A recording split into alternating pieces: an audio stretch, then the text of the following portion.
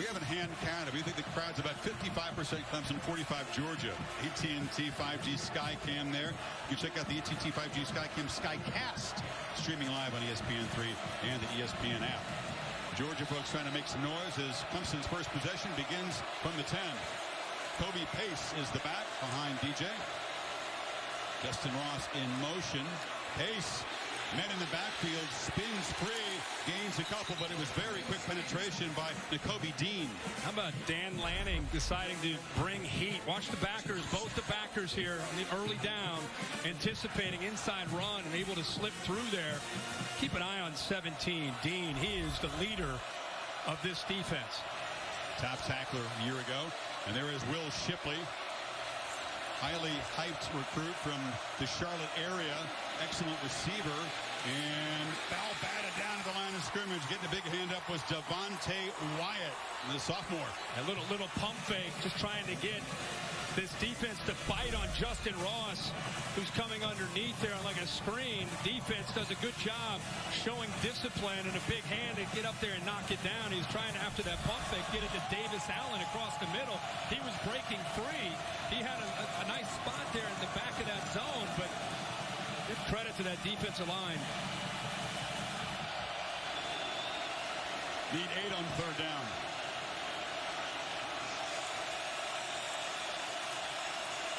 Dogs rush 3, drop 8, and they still get pressure and sack him at the 3-yard line. Nolan Smith knocking the big quarterback down. It's time for Nolan Smith to take his pass rushing ability and go to a different level. That was the hope, and that was the expectation. In the first third down of the season, he gives Georgia fans a taste of what's to come. One-on-one against Jordan McFadden. Good coverage, by the way, downfield that eventually allows Smith to get home and come up with a big sack. Coach, when you get a 3-man sack against an offensive line, that is an ominous sign. You're right. Will Spires, super senior in his 57th career game, gets off a booming punt.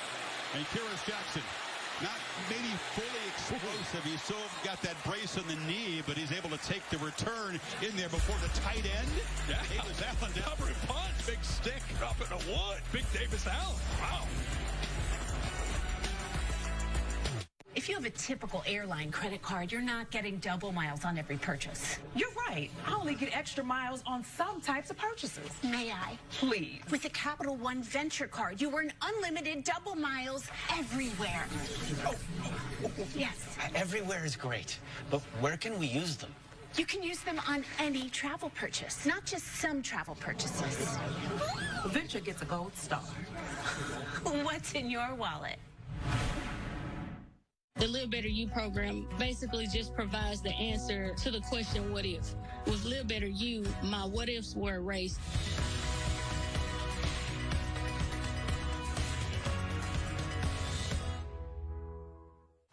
Welcome to Allstate, where we have all new lower auto rates. And savings like that will make everyone feel like an MVP. Now get new lower auto rates with Allstate.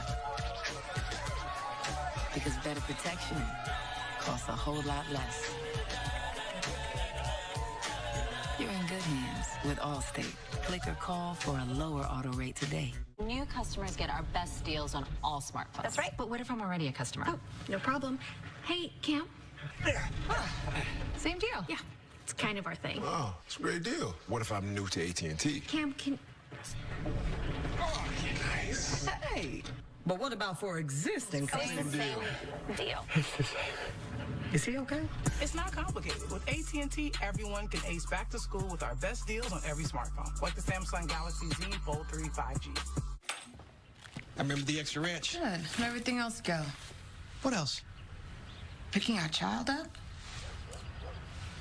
Cool. I will be right back. You know you want that sauced and tossed Wingstop, where flavor gets its wings. Does anyone on board know how to fly an airplane? I got this. I have have Sling TV, so I watch tons of shows and movies. You know that scene where the president has to fly the plane? I watch it a lot. Now, is the cockpit in the front or the back? Sling lets you build your perfect channel lineup, so you get the live TV you love for just $35 a month. I know we start with this one. Nope, not that one. With Sling, you're confident you get the best of live TV. Maybe too confident. Get your first month now for only $10. Sling. The Duke's Mayo Classic on ABC is presented by Capital One. What's in your wallet? And enlarged by Walmart. Save money. Live better. The two energized fan bases made the home of the Panthers feel like a college campus.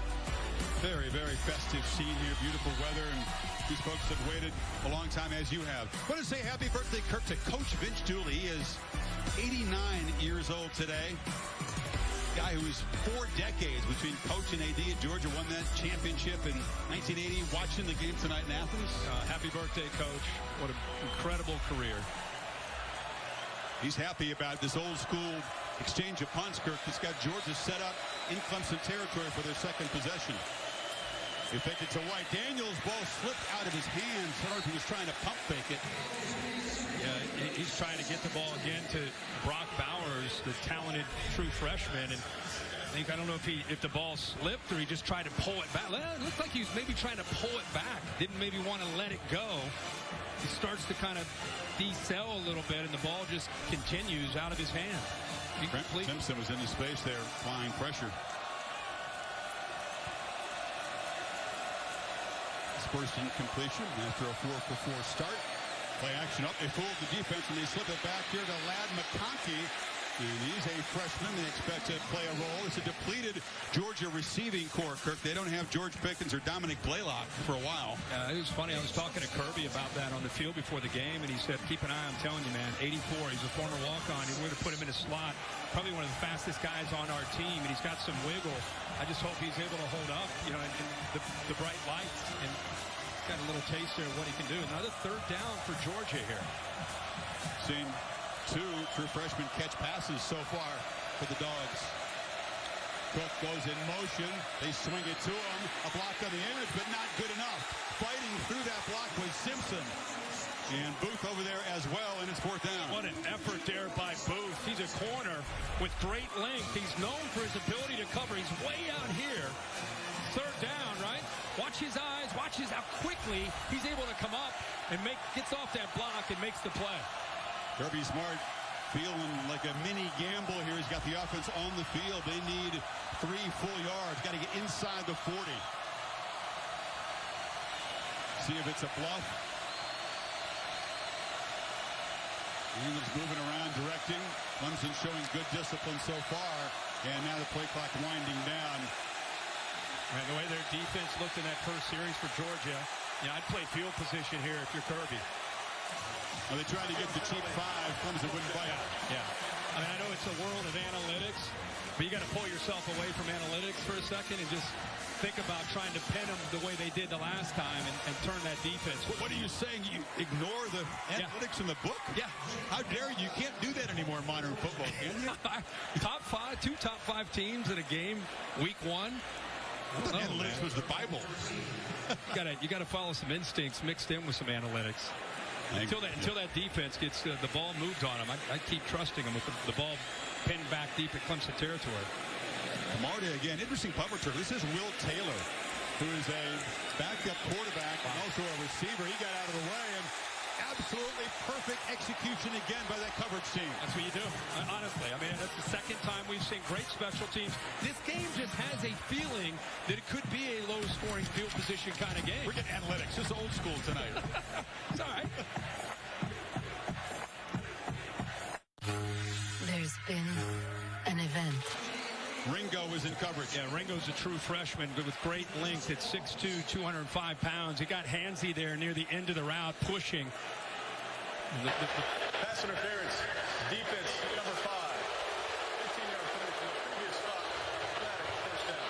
First of all, you said, what does Tony Elliott have to do? And he's backed up deep inside his own territory. You can see the left hand clearly. Almost the entire route, he's getting that left hand and grabbing, hooking. That's what they call it. Clemson catches a break. But the guts there with a young quarterback against this defense to call that shows you the confidence they have in DJ. Great to see Justin Ross. He lit up Alabama, the 18 championship game, had a good 19, but then out all of last year, a pair of spinal surgeries. Many thought he would not ever be able to play again. Was only very recently cleared for contact. Incredible story. Dabo Swinney jogged in at the top of the screen trying to get a timeout. He didn't like what he was seeing. He did get that timeout. Another discomforting thing for Elliott. You mentioned it. Timeout. Clemson. You can take downfield shots, but if you can't block the dog's front, it's going to be a long night. You don't want it just to be about the vertical pass game. And with the length they have at receiver, you know, the days of Amari Rodgers last year, Hunter Renfrow before that, they were able to kind of work into the teeth of a defense. It's tough to do that with most of these receivers that are 6'3", 6'4", and taller. Holly, what are you hearing down there? Well, guys, you talk about Justin Ross returning to play football. He had a congenital spinal issue that he never knew he had until one day at a Clemson practice he got hit, and he just had a stinger. The consequent surgery was 2 different times they had to go in there and fuse those discs in his neck. He has been with a doctor that was working with the Pittsburgh Steelers, and they said, you know, it's just kind of a miracle that he's even able to play. They've never seen a football player playing with 2 different fusions. But the doctor said that he is cleared to play. Justin and his mother made this difficult decision, and Dabo said it was all up to them. He wants to be out here on the field with this miraculous injury and healing. 1st and 10. Play action, and they get it to Ross on the edge. The guy has 112 career catches, but thought he was all over it. Isn't that amazing? If they hadn't had that routine medical checkup for the stinger, they would never have found that congenital problem. Yeah, I mean, he had it his whole life. Think about that. I mean, you're one hit away from this thing being really, really bad, so he's fortunate that they were able to catch it. And then the procedure, it was a 50-50 chance. They told his mom and he, hey, we're not even sure it's going to work, but it's 50-50 chance he'll be able to play football again if it does. And it's worked out.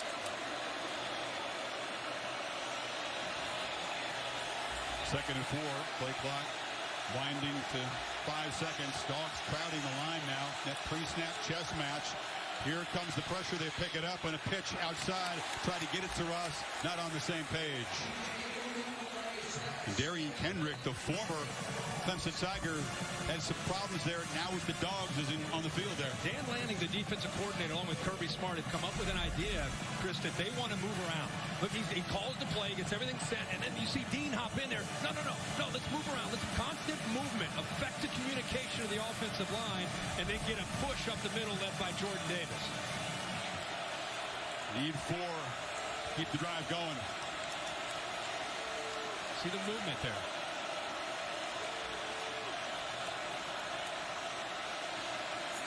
Here comes the pressure again. Oyagala sack for a second time.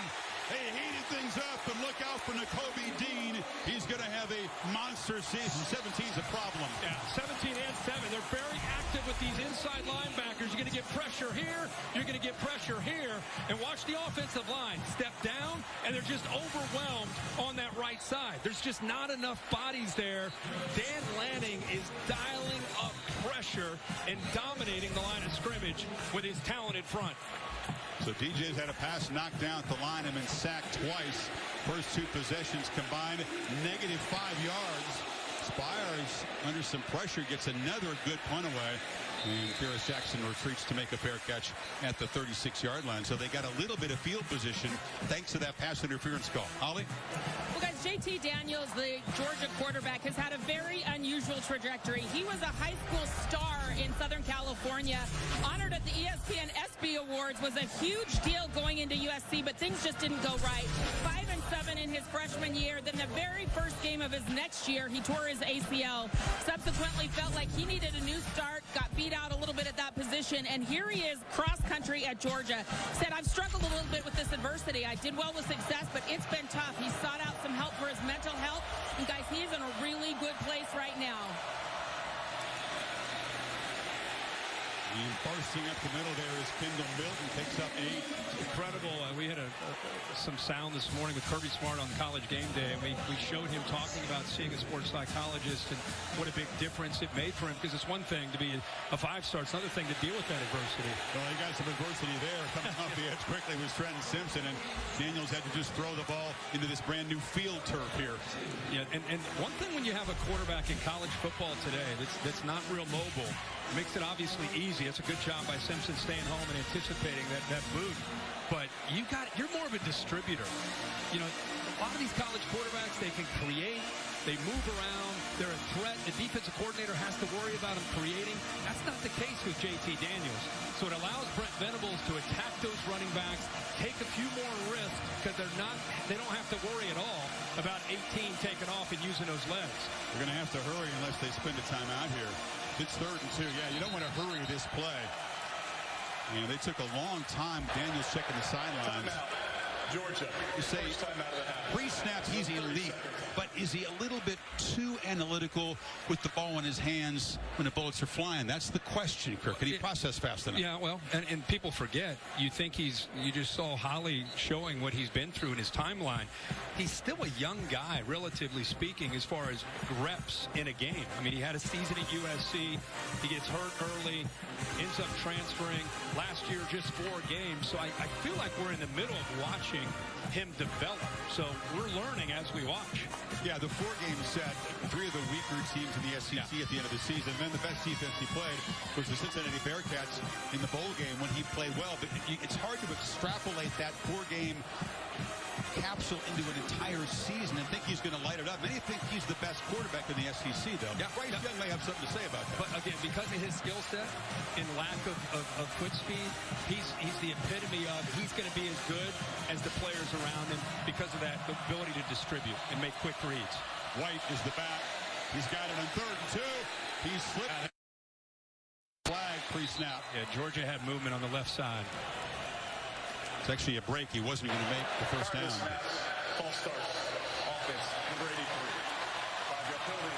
Yeah, we've seen evidence, Kirk, of what it's like. Again, it was muted. They didn't play in front of crowds last year. It is incredible how new it is for so many players tonight to play in front of a full house in this kind of energy in a big game. Right? Yeah, it's true. And I think even tonight, because of a mixed crowd, it's going to depend. There's Matt Luke, the offensive line coach. But it's going to depend really on which side of the field you're on. If you're looking from our monitor, game monitor, to the left is where most of the Georgia fans are. So when Clemson's had the ball, they essentially have felt like they were on the road in front of that Georgia crowd.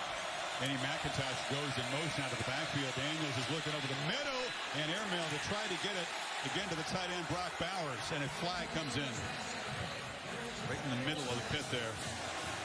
See if they grabbed him. And may have grabbed over the middle. Like a safety actually got up there and got his looked like Jalen Phillips. Pass interference. Defense, number 25. The ball be placed at the spot of the foul. Automatic first down. Good spot. That's who it is. Yeah, and he really didn't even need to do this. So they're playing zone. See 25 right there, just grabs a hold of it. The ball, I don't think it had a chance because of Skalski being there, but the Dogs catch a break on 3rd down, and they come up with a first down.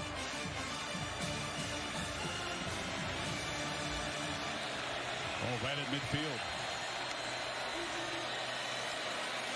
And a slow developing running play and a swarming defense. Brian Brzee, the sophomore, setting up for a monster season, made the tackle for loss. Yeah, he's on the right side of Georgia's offensive line. He's right here. He'll fight his way through. But look at the backup here. Remember, we don't have Tyler Davis. So Trey Williams also getting some reps. But both inside tackles that time, getting vertical and getting penetration, disrupt that play. Both defensive fronts controlling line of scrimmage against the opposing offensive lines tonight. And both these teams need to run the football. I mean, Georgia prides themselves on winning the line of scrimmage and running the football to set up play action. Behind the 6, 2nd and 13, and he's swinging it in the flat to Cook. Again, Daniels getting the ball out quick. These are very, very short gains. Yeah. Specter stop. And I think you very astute there. I mean, the ball most apart tonight, ball is out. I mean, you're talking a second and a half, ball is out. They're very respectful of the pass rush. Brent Venables, who usually mixes things up, he'll play a ton of man depending on who he's playing. Tonight, he's trusting that front to win, playing a lot of zone. trying to give JT Daniels different looks, not give him those easier looks at one-on-one matchups. More zone here, too. 7 completions for 30 total yards. On 3rd and 7, Daniels has good protection. And once again, it's that tight end. Brock Bowers is open. He's got 3 catches. It's a first down at the 35. And nobody's across from him. Easy release this time for Bowers. And he's dropping a defensive end, but that's an easy pitch and catch. Again, going back to what Todd Monken says, good recognition, pre-snap read. He knew as soon as he got the football that he was going to go to the talented freshman. And Clemson made it easy on the tight end by not rerouting him or jamming him at the line of scrimmage. With the Cali connection tonight, L.A. to Napa. He hooked up 3 times. Dogs do a good job recruiting in California, by the way. Got a nucleus of offensive players from the Golden State. Wendell Milton, one of them from Fresno. Now with Zamir White, who knifes, and they say Zeus. And they pick up a couple first downs and go back to their bread and butter running the football. Looks like Brian Brzee, 11, is down, holding that. Looks like he's holding that right arm. Shoulder. Would be a serious concern. Brzee and Miles Murphy, number 98, both had excellent freshman seasons. They expect them to even take a quantum leap forward in their sophomore seasons tonight. And again, playing without the veteran Tyler Davis, not on the available list. Reports of a positive COVID test. Well, big fella grimacing. Yeah, I think he knew. It wasn't like he got pounded into the ground. That was while he was being blocked by Erickson. He almost gave up in the middle of the play and started to want to take a knee. You know, he's right in the middle here. Watch, as soon as they hit him, he just kind of says, oh, kind of checks out. And this guy is as tough of a guy as there is in college football. 7th play of the drive. 2nd and 3.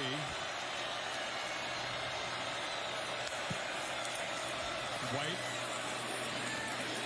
It's going to be tough. It's going to be a hard-earned yards with the running game tonight. He dives down short of the marker. They're really going to test the depth of the interior.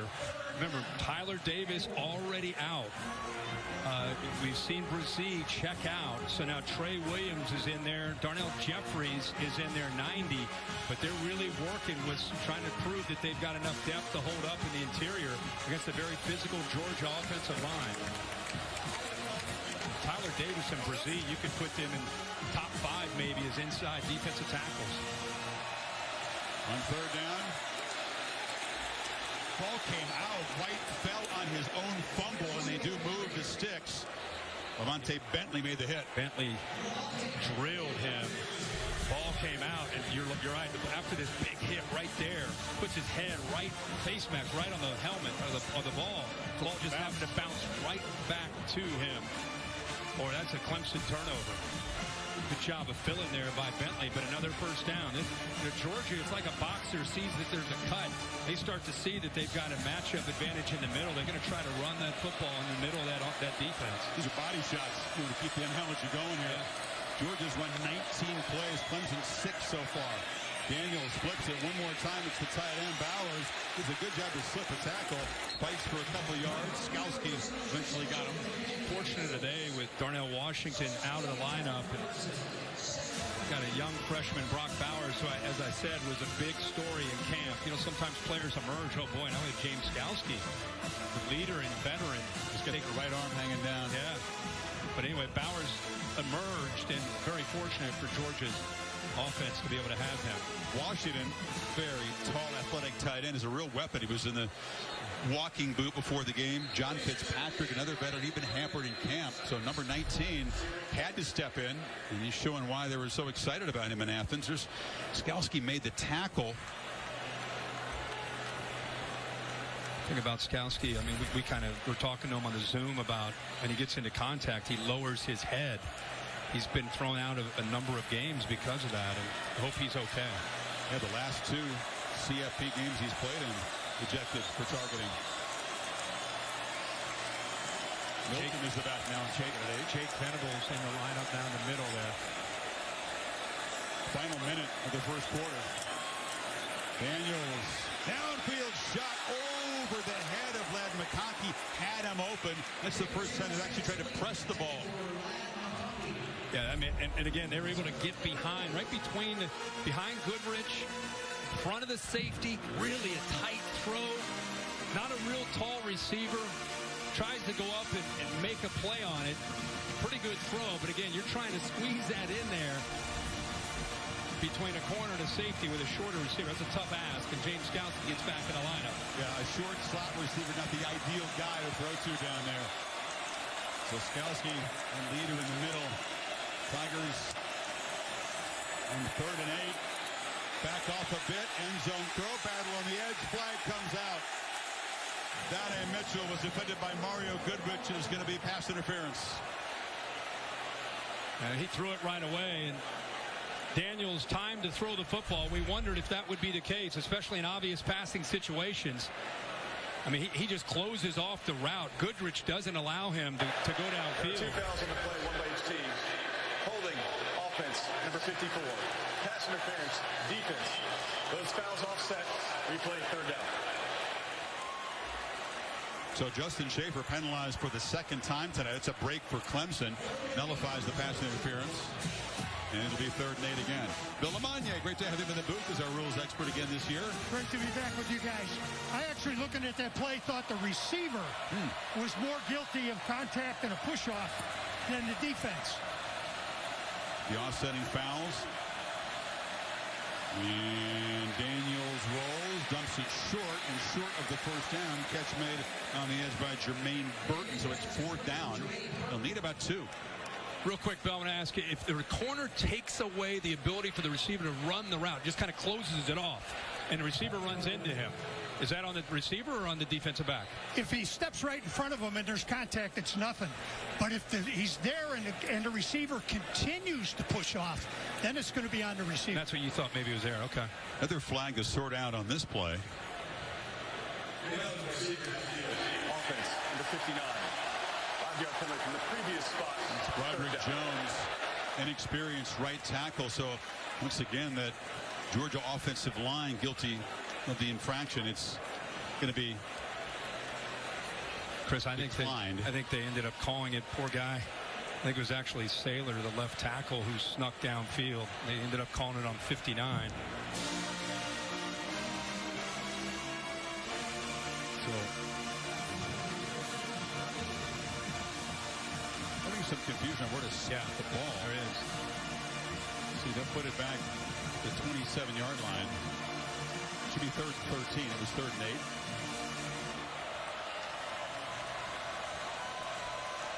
Seconds ticking away. Doubtful Georgia will snap it before the end of the quarter. And they don't. So defense is in control. Georgia owning field position and an edge in total yards of 70 to -5 after 15 on the sidelines pregame. Now sitting in the stands, Jaguars and the Texans open their season. Dogs need 13. And keep the march going as we begin quarter 2.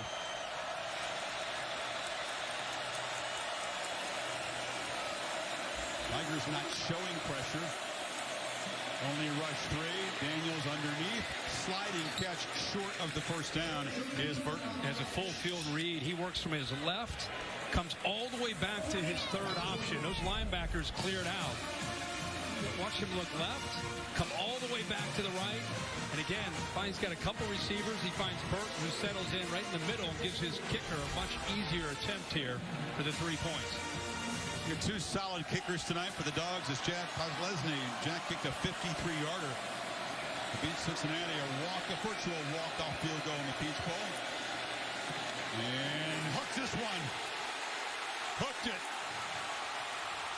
And a 45-yard drive produces nothing, and we're still scoreless.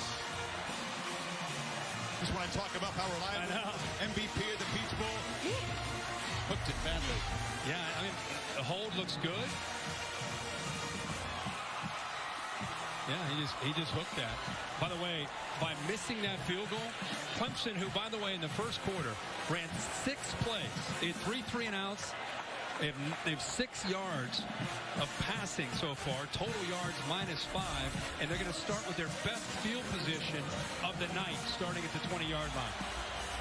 Let's see if Tony Elliott can find ways to get Uiagalelei a little comfort. Get the ball to the playmakers. He's going to have to run the ball tonight, Chris. He's going to have to run. He's a big physical guy. They get up to Shipley. His hometown, and he is tracked down and dropped behind the line of scrimmage by Channing Tindall, the money backer. Tindall can fly. These linebackers can fly. Right here in the middle, it's Tindall from the backside who's able to read it right away and anticipate and then take off. Nobody is there to be able to pick him up because I don't think they expected that kind of speed running sideline to sideline. This is Saban protege. I love the name of some of the positions here. Money, Jack, Max, Star. No boring position names. Uyunglele dumps it short. Ross is grabbed and fights free, but picks up a few, and that will be 3rd and long. Right now, because they can win at the line of scrimmage, and these backers are active, there's no fear of anything downfield. And it's allowing the safeties and the backers to let the ball be thrown in front of them on these quick, short passes, and then use their speed to chase the ball down. I don't think just watching this, you don't feel that these corners are overwhelmed or intimidated at this point in the game by these talented Clemson receivers. They have length, but I don't know if they have the speed to strike fear in this Georgia defense. Both Dogs' sacks have come on 3rd down. They don't bring heavy pressure this time. Shipley makes the catch, slips a tackle, and the freshman picks up a 1st down for the Tigers. They're first. He got out of the tackle of Dean that time. Yeah, you got to make a play like this. He's a running back he's a playmaker. He can do things like this in space, and he's got physicality to be able to break off of a tackle. An outstanding high school player right in this area. Went to Weddington High School, one of the top high schools in this state, and was an outstanding player, great lacrosse player. So, you know, he's fired up to have his first game in that uniform right here back home. 40 touchdowns last year in his senior year, 2,000 rushing yards. DJ's got it, rolling, and now just scampering out of bounds. He was chased there by Christopher Smith. You know, I keep going back to this because when Chad Morris first came here and they had Taj Boyd was a factor that defenses had to account for, whether it was scrambling or creating running plays within a zone read or quarterback keep. And then the baton was handed to Deshaun Watson. Same thing. He didn't run all the time, but he ran enough to make you have to respect it. Same with Trevor. And you would think with DJ, you're going to have to see more of that to make the defense realize he's willing to be a runner. Yeah, the bigger the game, the more the quarterback hands for Clemson, right? Yep. From the pocket, gets it out over the middle. Caught on the slant there is Joseph Ngata, and the Tigers got something going now in Georgia territory. And it just feels like a little bit more urgency. Now they're really cranking the tempo after this 1st down, trying to get this Georgia defense on its heels.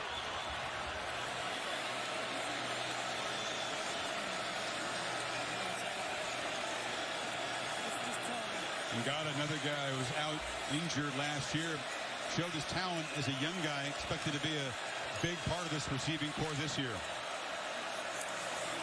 Messed up the snap. Uyunglele lucky to field it on the bounce and will just power forward for a yard.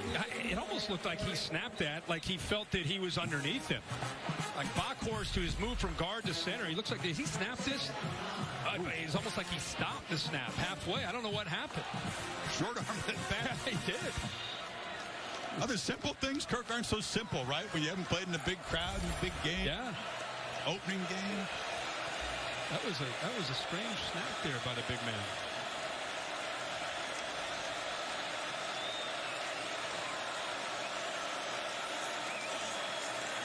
On the edge, Ross trying to make a man miss. E.J. Williams, they closed him down quickly, hit by Quay Walker. And number 36, Brini. Yeah, that's Tony Elliott, the offensive coordinator, play caller. That's what he's doing. His answer to these blitzing linebackers and the physicality of the defensive front is they've got to get the ball on the edge. You know, we've seen the freshman Shipley make a play. They got the ball out to Ngata. They typically over the years jet sweep, quick throws to the perimeter. Try to get away from that pressure in the inside. It's tough sledding there between those tackles. Need 9 on this 3rd down.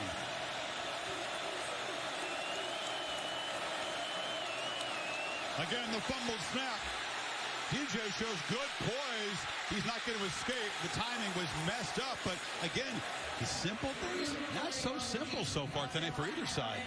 No, and that time it was just DJ with his eyes downfield. You know, it's a big 3rd down. His snap's fine. Watch his head look up. See how he just starts to peek, didn't quite secure the ball. As you said, Chris, good poise to just pick up the ball, but see, he's still trying. He's scrambling to throw. He's not scrambling to run. See him peek up there? That's what I just don't think he actually had the ball before he was such in a hurry to read the coverage that he didn't quite have the football. 2 starts last year. They fell way behind at Boston College. Biggest rally in school history. The 400-yard game at Notre Dame, but situationally, little shaky on 3rd downs and in the red zone. And again, it's a good defense in a hostile environment. Timeout. Clemson.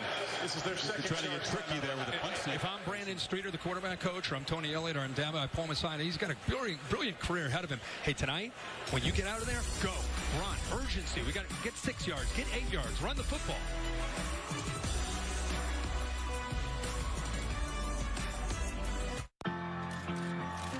My work has been viewed by 100 million people. My work helps save lives. My work has gone platinum. My work gives people hope. I work at FedEx. Take your career to the next level with one of our many open positions. Well, it's still anyone's debate as Clemson and Georgia keep firing off their Taco Bell arguments. Any reasonable person knows that it's not the shell that makes a taco. It's the fold that makes the taco. All right, let's hear the rebuttal. This is a sandwich that is in the shape of a taco. It is taco inspired, but it is still a sandwich. While all tortillas are bread, not all bread is a tortilla. Don't go anywhere. We'll be back later in the game. Which side are you on? You know how some carriers give you so little for your older busted phone you just end up living with it? I don't think so. Verizon lets you trade in your broken phone for a shiny new one. You break it, we upgrade it. You dunk it, crash it, yucks, doggy bone it, slam it, wham it, strawberry jam it. We upgrade it. Every customer, current, new, or business. Up to $800 for the 5G phone you want. Because everyone deserves better. Put my phone in the washer and the dryer. The Snapshot app from Progressive rewards you for driving safe and driving less. Okay, what message did you hear this time? Safe drivers can save using Snapshot. What's Snapshot? What the commercial was about. I tune commercials out. Yeah, me too. They're always like, blah, blah, blah. Tell me about it. I'm going to a silent retreat next weekend. My niece got kicked out of one of those. For talking? Grand larceny. How about we get back to the savings? Yes, I would like to talk about that. Okay. With DirecTV Stream, I can get live TV and on demand together. Watch Serena Williams, Wonder Woman. Serena, Wonder Woman. Serena, Wonder Woman.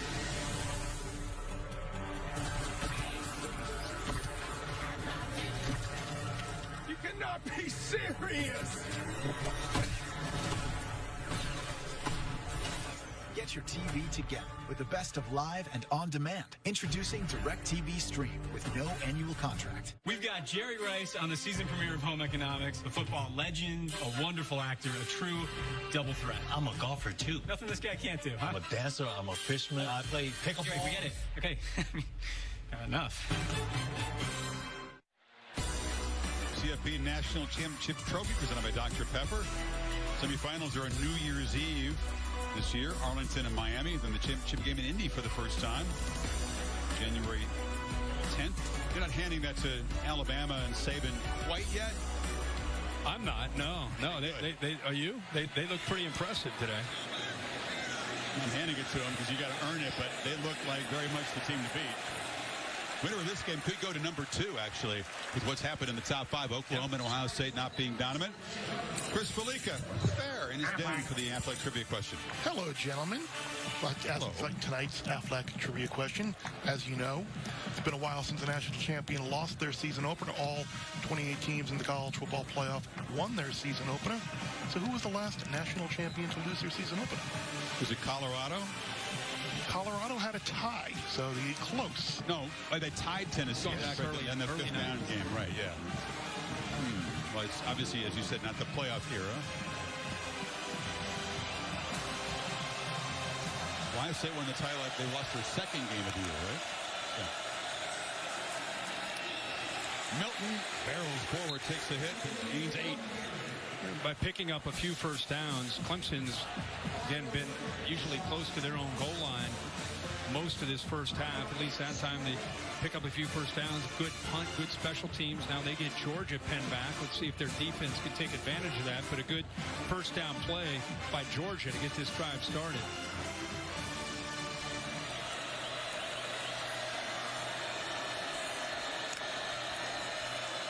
Play action on second and short. An easy pitch and catch. Rosemead Saints got the first down.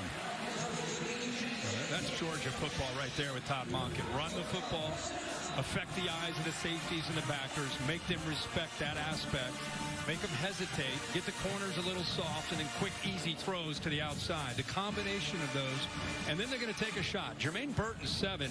He's their best vertical threat with Pickens out.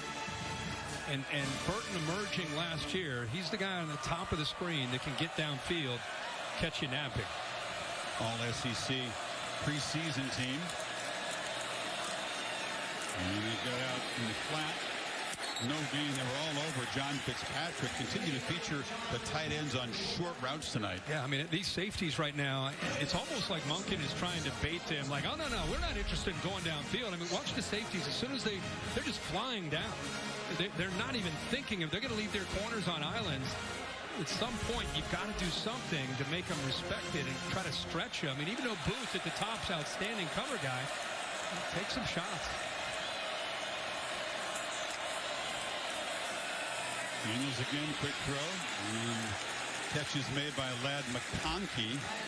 Skalski tackled him a couple yards short. It'll be third down. And a lot of this has to do with what Brent Venables is doing by playing so much zone. There's some soft pockets where they're throwing that football. Third and short tempo.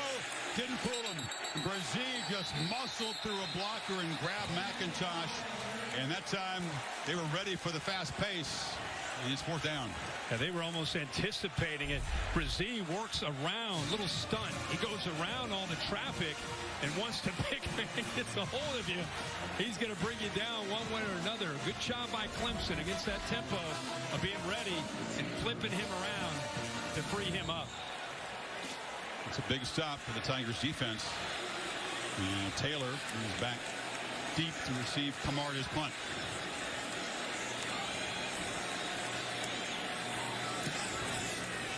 Very high. Taylor has to retreat and make a fair catch. We've seen some excellent punting tonight. We got that going for us. Hang time over almost 6 seconds.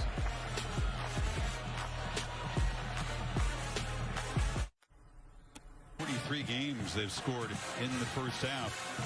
Nobody's got a longer streak.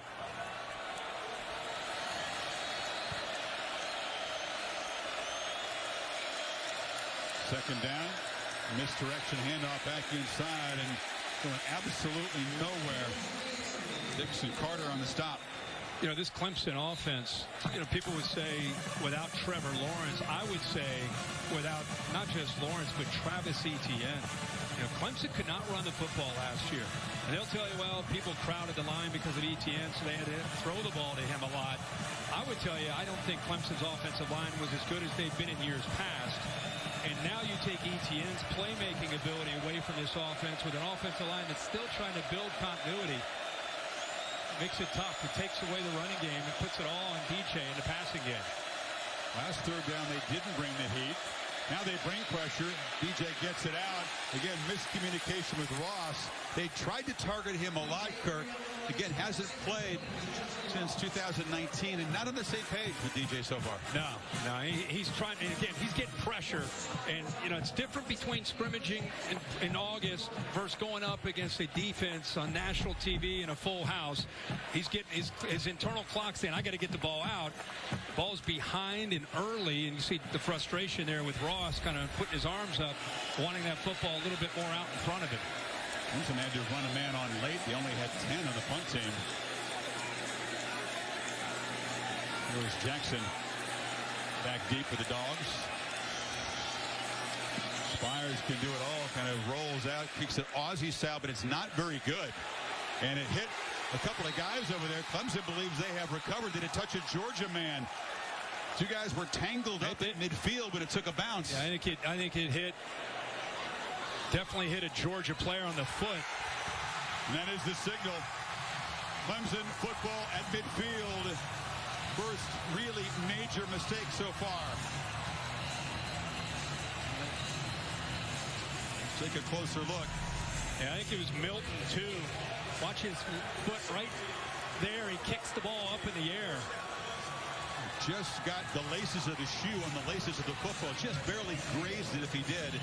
Yeah, it changed direction after it hit his foot. And once it hit, I mean, they're just nothing but Clemson jerseys. Again, week one in a game like this, two great defenses. It's going to come down to which team makes a critical mistake is going to be the team that ends up losing this game. See if Clemson can take advantage of it. That's some really good punts tonight. That was the ugliest punt of the night, but it created some chaos down there. They'll review the play. We'll take a break. But the call on the field stands, so they did not confirm it. No, but I think it was a correct call. Okay. Tigers at midfield. The kind of mistake that could spark the offense here. The Georgia defense, which led the country in rushing yards allowed by about 25 yards a year ago, they're in no mood. Let the Tigers run up the center tonight. No, it's tough to get not just a push against that front because they're so big and physical. But Chris, those linebackers, the line can't get up to the linebackers because the defensive line, they're eating all those double teams. They're just freeing up Walker and Dean to make plays just flying downhill. 2nd and 8. In the play action, DJ rolls, wanted to throw back to his left, and now fires for a first down. Ross goes down low at the 36. He's looking back to Shipley, who was on that wheel route. And again, if he takes off and runs, he's probably going to pick up a first down as well. But he is scrambling to throw, and that time he's able to find the rhythm there and timing to get the ball to Ross, who's able to separate from the DB. Don't look now, but Will Taylor, who's been a punt returner, kind of a dual threat quarterback in there in shotgun formation, spelling Uiagalelei on the first down. They hand it off inside to Kobe Pace, so that's a wrinkle. Yeah, Will Taylor, a high school quarterback, a great player, great athlete. Actually thought he might be drafted in the first round of the amateur baseball draft. And if he would have gone in the first round, he would have had a really tough decision to make. Instead, he decides to play football, and he'll play baseball. Clemson as well, true freshman. So he's very familiar with running the option. When he gets in there, is a different wrinkle. Picked up 2. Pace, the running back, lined up in the slot, empty backfield. Ball out quickly. Catch made.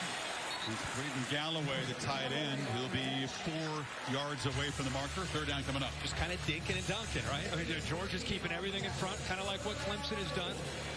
Nobody's able to get behind these defensive backs. Remember, that was a big question. Georgia lost 7 defensive backs off of last year's roster. Few to the NFL, a couple to transfer, talking 7. And so far, these defensive backs are holding up, including former Clemson Tiger Darian Kendrick at the bottom, number 11. Here comes the noise.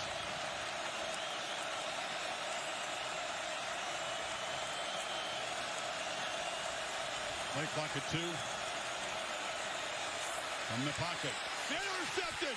Jumping the road is Christopher Smith. A foot race. Can the quarterback catch him? He cannot. Pick 6, Georgia.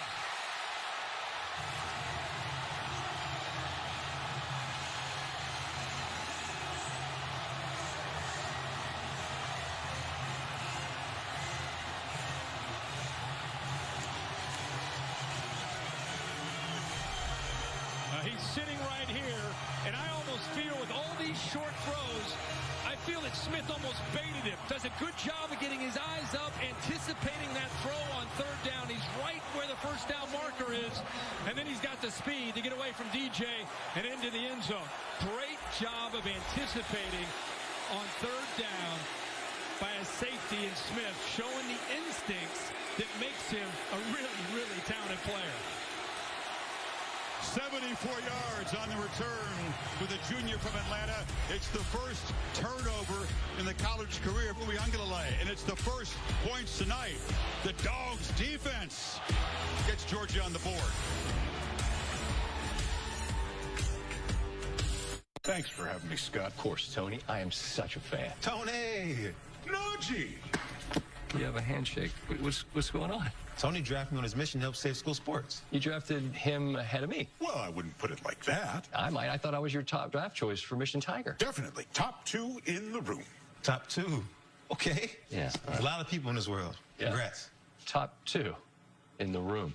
There's nobody else in the room. Buy a box. Support the mission.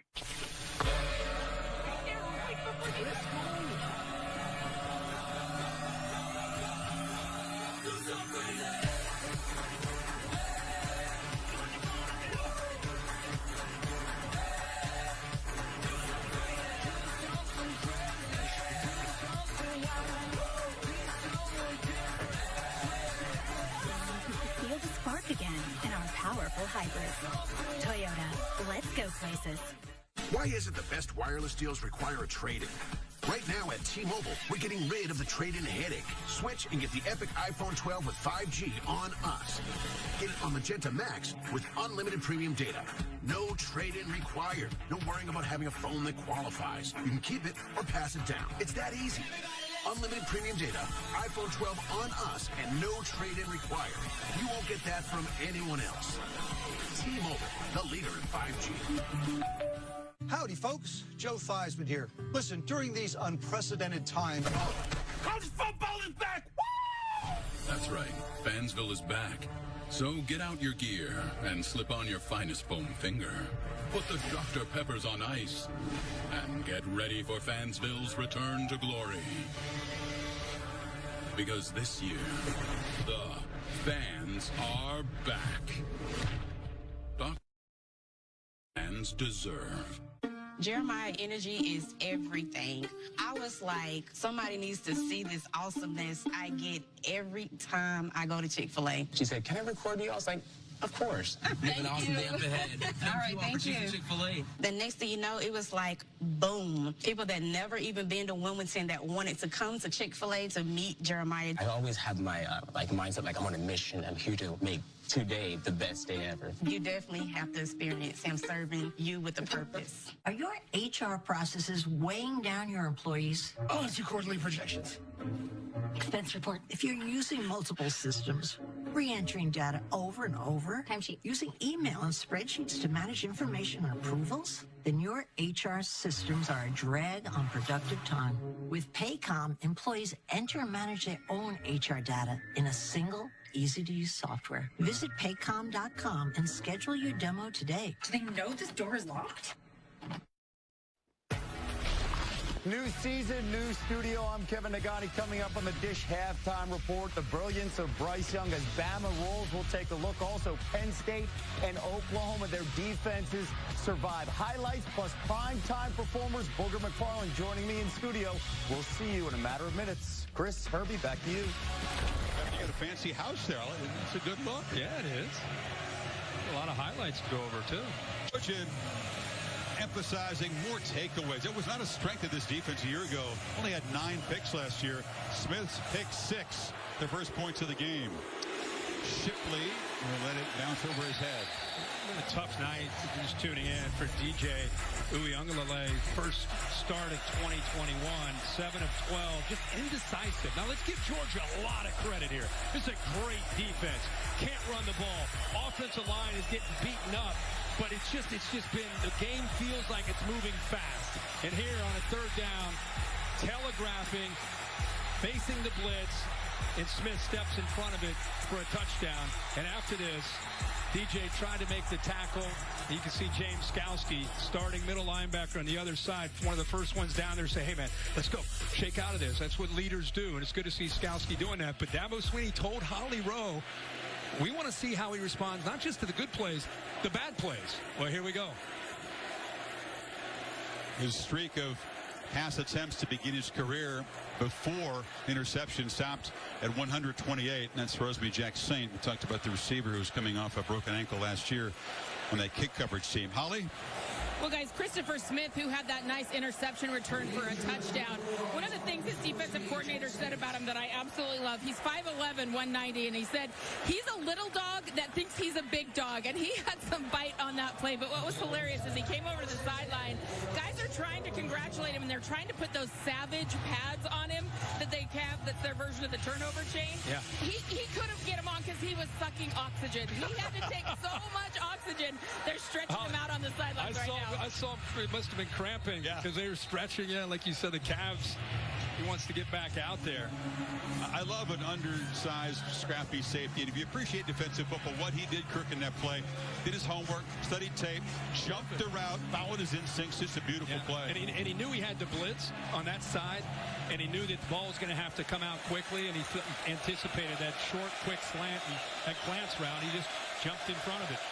Now we'll see right away. Hopefully Underlay responds. Got under 3 minutes to go before halftime. Right back to work. He threw it into traffic, and it was broken up. Intended for Galloway, and that's Lewis Seen, the safety. Boy, it looked like I thought Lewis Seen maybe got there a little bit early in this crossing route, trying to work behind the linebackers. It opens up, and if you look real close, 16, as he tries to get to that football, got there a little bit early.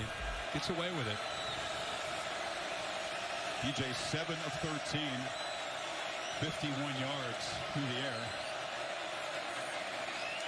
That's good protection and nice throw in the sideline. Ngata's got it for the second time out near midfield. And that gives you an idea of the arm strength and the accuracy. Again, he's trying to put that two ball in right between the corner and the safety, puts it on a line right where Ngata can go up and make a play on it and towards the sideline away from the defender. 24-yard gain. This would be enormous for Clemson. If they could answer that mistake, they will get the football to begin the second half.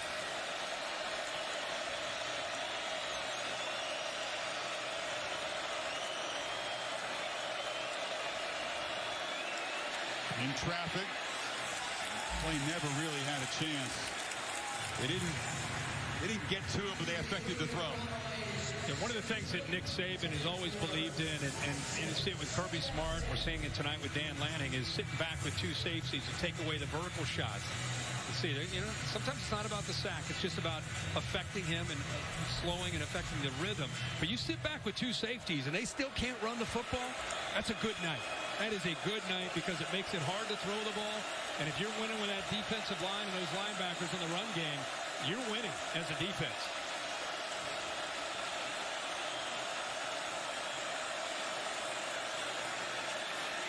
Flips it off underneath his pace, and he's knocked down. They're the longest run they've had tonight, Kurt. It was a 4-yard gain after the fumbled snap. But they scooped it up. That's the longest run from scrimmage tonight for Clemson. Yeah, and when you become one-dimensional against a good defense, you become predictable.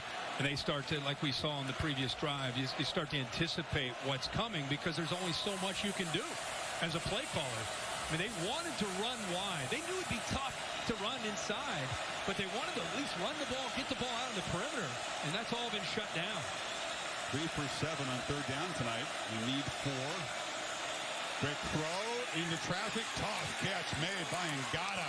Pinballing around in there, somehow held on, moves it to the 35. Well, that is a great job of concentrating and holding on. His buddy Darian Kendrick, the former Clemson Tiger, hit him as soon as he caught the football. But there's the hand strength of Ngata there. 6'3", 220 pounds, holding on to that ball. Got their own California connection. That comes from Folsom. And trying to reach out and make a one-handed grab on that sideline. Ngata, he's had to battle through injuries over the last couple years, but this is what they've missed. And there's the size, 6'4", 250. Look at the hand strength. Gets hit as soon as he catches it. But a good job. By the way, he's running into the teeth of that secondary, not just Kendrick hitting him. So good concentration there. This drive feels like, I know it's late in the half, but a lot more urgency. They're more aggressive on this drive. They have the one timeout left. Pressure, throws the ball to the ground. And they're checking to see if it was grounding. Jalen Carter knocked the quarterback down. No flag. And, of course, as soon as I say that, he's indecisive because everybody's covered downfield. This is a coverage, almost sack. He's looking to work to his left. He's really fortunate. He's able to get that ball away before Carter gets in there to bring him down. Georgia fans jumping around. They're beating on the drums here. And now it's 3rd and 10. You go from a guy like Trevor Lawrence, all those games in 3 years, ability to work through progressions, to a guy who's very talented with a bright future, but still young. He's kind of locking in on receivers, and when they're not open, he starts to become very hesitant. Oh, ball hawking over there. There's Dan Jackson, the safety. He's reading that slant. It's 4th down. His job is to just sit there and wait for anything coming into the middle, or a crosser or a glance. And if that ball's thrown on the money, I think Jackson's able to step in front of that. Again, it's so different for Tony Elliott to call plays with a guy who's just had a couple starts last year from what he had with the first pick overall in the draft. The talent is tremendous. He's going to have a great career, as you said, but he is being put under duress tonight. Going for it on 4th and 10.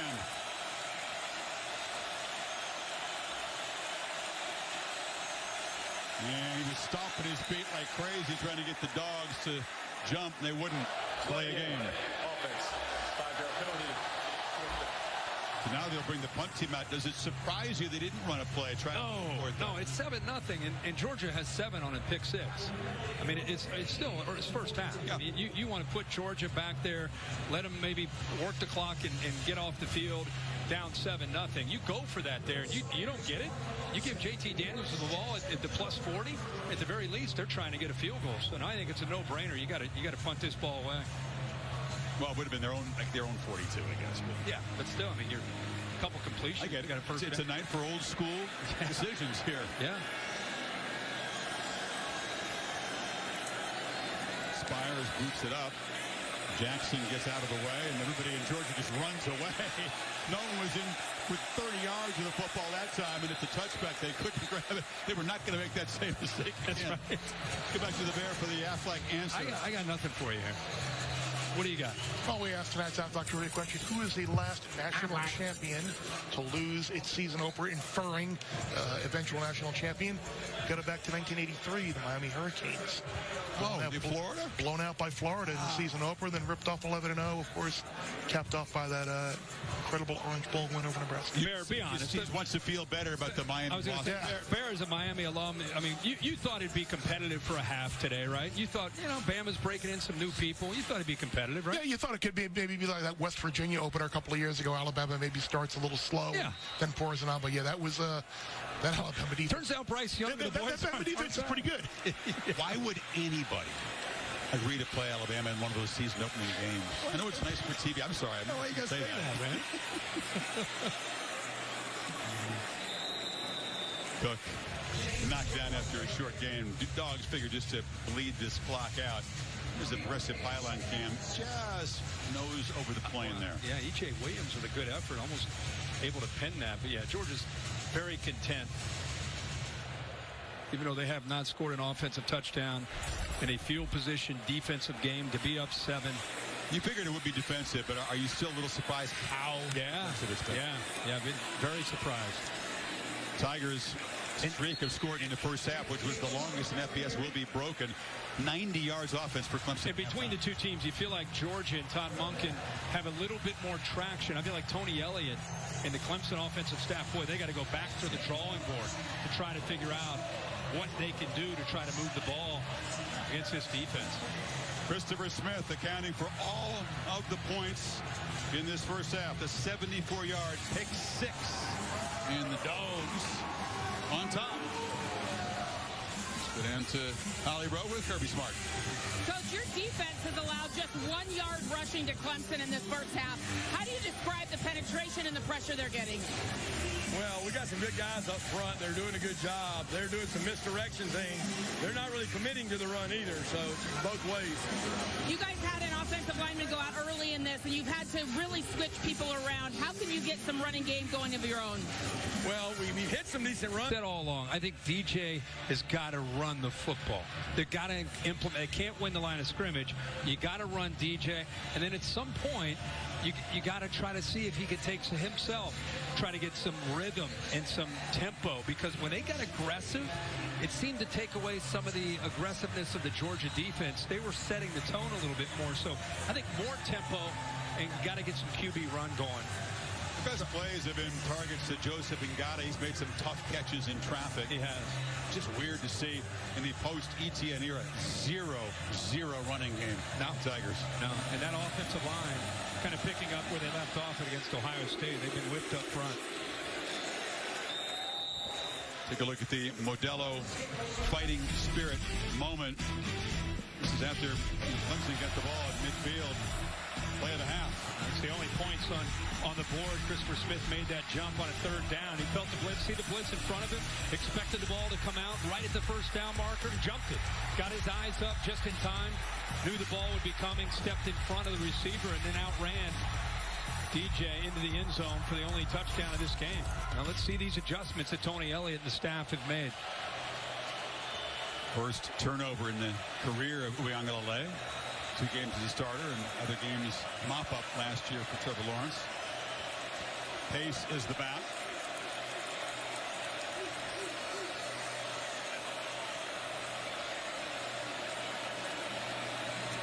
And off in the middle, nothing doing. Holly. Well, guys, when Dabo Swinney was coming down the tunnel to get back onto the field after halftime, he said, how about that heavyweight fight out there? It has been such a fun fight, but he wants his quarterback, DJ Uiagalelei, to calm down a little bit. He's like, DJ's just got to settle down, and we've got to communicate better. That pick was on Ross. He didn't run the right route there. He said, DJ's just got to quit overthrowing people, settle down. And he said, you know, really the MVP in this game has been the punter. We've got to get better field position. 2nd and 9, batted down at the line of scrimmage. You buy that? It's on the receiver, not the quarterback? No, I think it's the coach trying to take care of his young quarterback who's got a bright future. This defensive line continues to anticipate and kind of feel things out. At the time, Devontae Wyatt, one of the leaders up front of that defense, 95, almost playing like a linebacker that time. Couldn't get to DJ, so he just got up and knocked it down. The second time he's done that tonight. They counted it as one of the havoc plays. They keep charting, and they created plenty of havoc in the first 30 minutes. Lots of shifting and moving on both sides pre-snap. Play clock at 5. Here comes late pressure. And again, misfiring. A late flag came in. They were targeting Ross. Dean was closely covering him, maybe too closely. Wow. Wow, I feel like Clemson catches a break here. Justin Ross, defense number 17. The route didn't even get to the first down marker, but he did grab the shoulder when he came out of his break. Dean is guilty of grabbing onto the shoulder, and he touched the shoulder. I don't know if that's pass interference. Got a feel for Justin Ross. Again, we told you his story in the first half. Imagine just being back out there after having just barely been cleared for contact. 2 spinal surgeries. He's got to feel a little surreal for him, and he hasn't really looked like the Justin Ross of 18 or 19 yet. Well, he doesn't have Trevor Lawrence throwing an ETN behind Trevor Lawrence. So first down after the penalty. This is Shipley, the true freshman.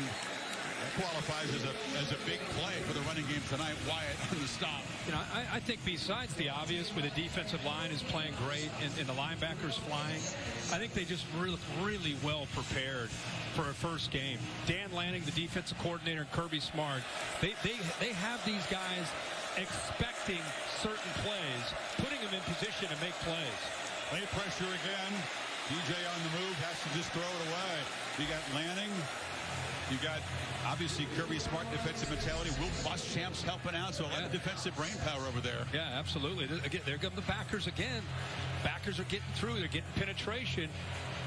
He just tries to buy time and just get rid of it. It's Dean again. Boy, Dean, we've seen Dean and Walker both blitzing a lot. Guards and tackles not able to pick them up because of the suddenness, and they're occupied with defensive linemen. Boy, Dan Lanning is dialing up tonight. Big Cinco, as they call him. 0 for Cinco. 5 straight incompletions. They need 7 on third down. 4-man rush. Gets it out. And again, it's Ngata. They left him alone there. Quarterback spots him first down in midfield. Yeah, that's a little bit surprising. You have a true freshman in Ringo, and I don't know if there's a miscommunication there, but I was shocked that he dropped. He was up tight, and then at the snap of the ball, he drops back. You had a couple defenders, and nobody. It makes it really easy for quarterback and receiver on third down. Not much has been easy. No, that time it was. Yeah. Here's a little reverse. Ross takes the scoop, and he is knocked down after a 5-yard gain as Elliott looks for those kind of wrinkle plays to throw off that pursuit. Over the years, I want you to think about this. Artavis Scott, Hunter Renfrow, Amari Rodgers. These receivers are tall. They're outstanding. But there's always been a shifty slot receiver in this offense when they've been great. It just feels like it's missing right now to offset just the more lean, the longer lean receiver. Fake pitch, drop behind the line. Once again, that's big Jordan Davis, his hometown team, making a tackle. But you got a young guard coming down to try to make a block there, and that's a tough ask. Marcus Tate, 74. See him work down, and he's a true freshman trying to block Jordan Davis, who thought about going to the NFL and ended up coming back to play more college football. How does a 350-pound man run a sub-540 and have a 30-plus inch vertical jump? Crazy. And he's a cerebral guy, too. 3rd and 7 again. Uiagalelei sacked again. The Kobe D's been a nightmare tonight. They're just going to keep dialing it up. They're going to keep pulling these linebackers until you stop them. I mean, especially on 3rd down, they're shooting different gaps. They've been coming on the right side quite a bit, affecting the communication. And, Dean comes free, but give those big defensive linemen who are slanting and angling a lot of credit because they're eating up those linemen. And then you see Dean coming around behind that, effectively rushing the quarterback. Tigers run 8 plays, get a break on the pass interference call, but have to punt it away again. Jackson waves his hand and makes the fair catch at the 12-yard line. Still nothing for that Clemson offense so far. 43-yard punt. Georgia takes over from the 12. Clemson's offense is struggling. Defense would love to spark it with a takeaway if you're Daniels. Just where 1 or 2 mistakes are going to decide this thing tonight. Absolutely. This is going to be a game of these quarterbacks trying to avoid that disastrous play. We've already seen Uiagalelei make one of them. White patiently picks his way. That's a nice run. Followed some blocks. Moves the sticks to the 25. And he follows Fitzpatrick. Does a nice job. Really good job on an outside stretch play. They've got the speed to get wide. Tough to get wide and get outside of Clemson. And that Georgia tempo. They flip it off to the freshman tight end. Bowers bounces off a man. Spector knocked him down, short gain.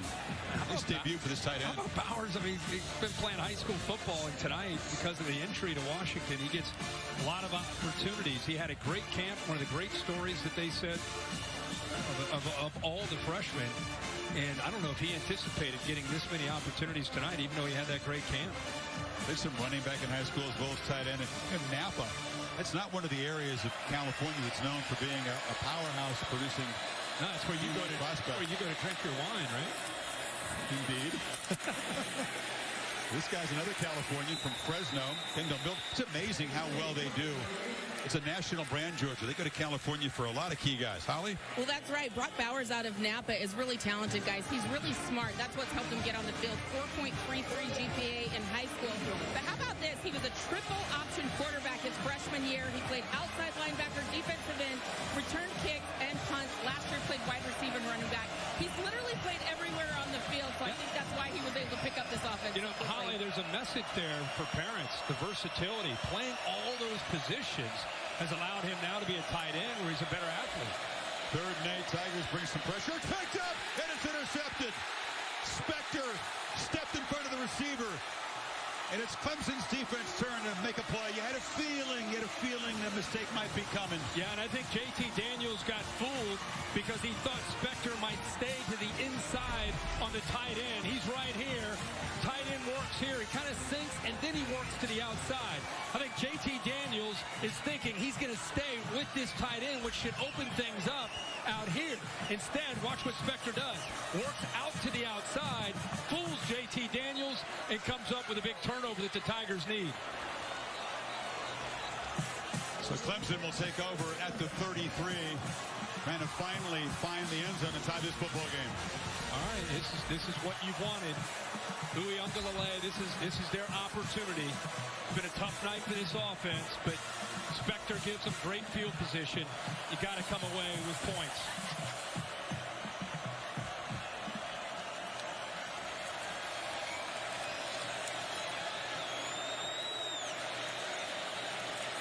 Option look, Shipley on the pitch. Dogs close it down quickly and knock him down after a 3-yard gain.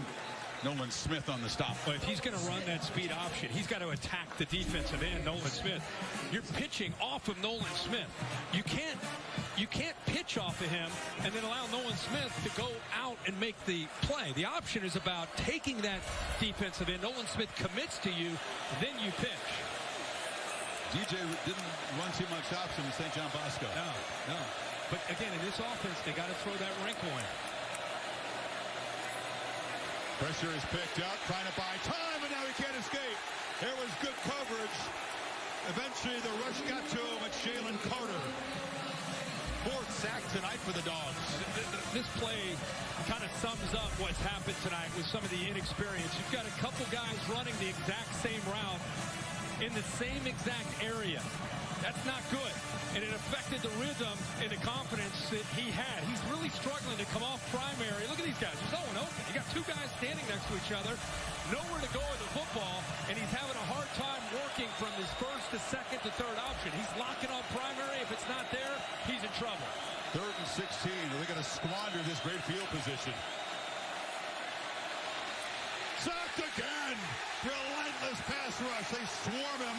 Adam Anderson. His turn to eat. They get pressure this time without blitzing. You know, if you're a Georgia fan, you're enjoying seeing the linebacker play tonight. Anderson is over here. Smith is over here. It's to the right this time. Anderson, we saw Smith early come up with a big sack, and this time you get an idea of what Georgia can do to a quarterback if you hold on to the football too long. Kirk, 3 plays after the pick. They lose 9 yards and fall out of field goal range. Not only do they not tie the game with a touchdown, they get no points out of this. Best they can hope for is Spires is able to knock the punt dead deep and pin Georgia back. Not a real good job. Jackson up to make the fair catch at the 14. That Dogs pass rush, the story here tonight. And I want to go back to this last play. Let's roll real quick, and I want you to see what happens. It's the 3rd down. They're playing man under. Look how it opens up. Clemson quarterbacks have got to see that and take off. Now, he's a young guy. I understand that. But that threat is so big in this offense, and Georgia doesn't fear it. And I don't even think right now at this stage of his career it's even on the mind of DJ. And Georgia knows it. See what JT can do. Defense bailed him out. Picked it and cost him any points. Milton bounces it. Lowers his shoulder. Excuse me, that's White making the run. And tackle eventually by Charleston. Watch the push here by the left side of this offensive line. They do a good job creating. He's just kind of looking, following that double team, find that seam, a little jump cut. Outstanding block by Fitzpatrick. And that's what springs him. But it was the vision and the patience that time by White that allowed him, freed him up to get those big yards. By far, Georgia's best running play tonight. Nice. James Cook takes his turn at tailback. They fake it to him. Daniels over the middle. Catch made. Jalen Johnson down in that depth chart, but he makes a big play to the 43 of the Tigers. Yeah, little play action. Watch it freeze the linebackers. They bite up. Creates a nice little hole in the backside right behind there. Boom, nice throw. Different receivers. Let's Cook the back. Getting a chance to make an impact tonight again with Pickens and Blaylock not there. Darnell Washington, the pass-catching tight end, not a factor. Kyrus Jackson doesn't quite look 100% either. So other guys are having to step in. Yeah, Kyrus Jackson really just being used on punt returns. So that's where the versatility of some of these guys, their ability to catch the ball out there, not just run the ball. It's so big, but you run the ball, it sets that play action. Again, that's Todd Monken and what he wants to do with this offense this year. Make those linebackers have to freeze and respect that fake.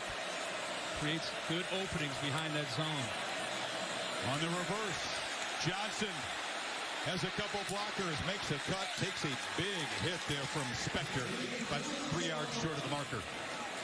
You know, this secondary, for the most part, been doing a good job of holding up without their leader, Nolan Turner. You know, he's not back there, not playing, and they've required others to have to step up, and they've been rotating a lot of different bodies. I mean, we have seen Trenton Simpson, for example, bounce all over the place. That time he was back at safety.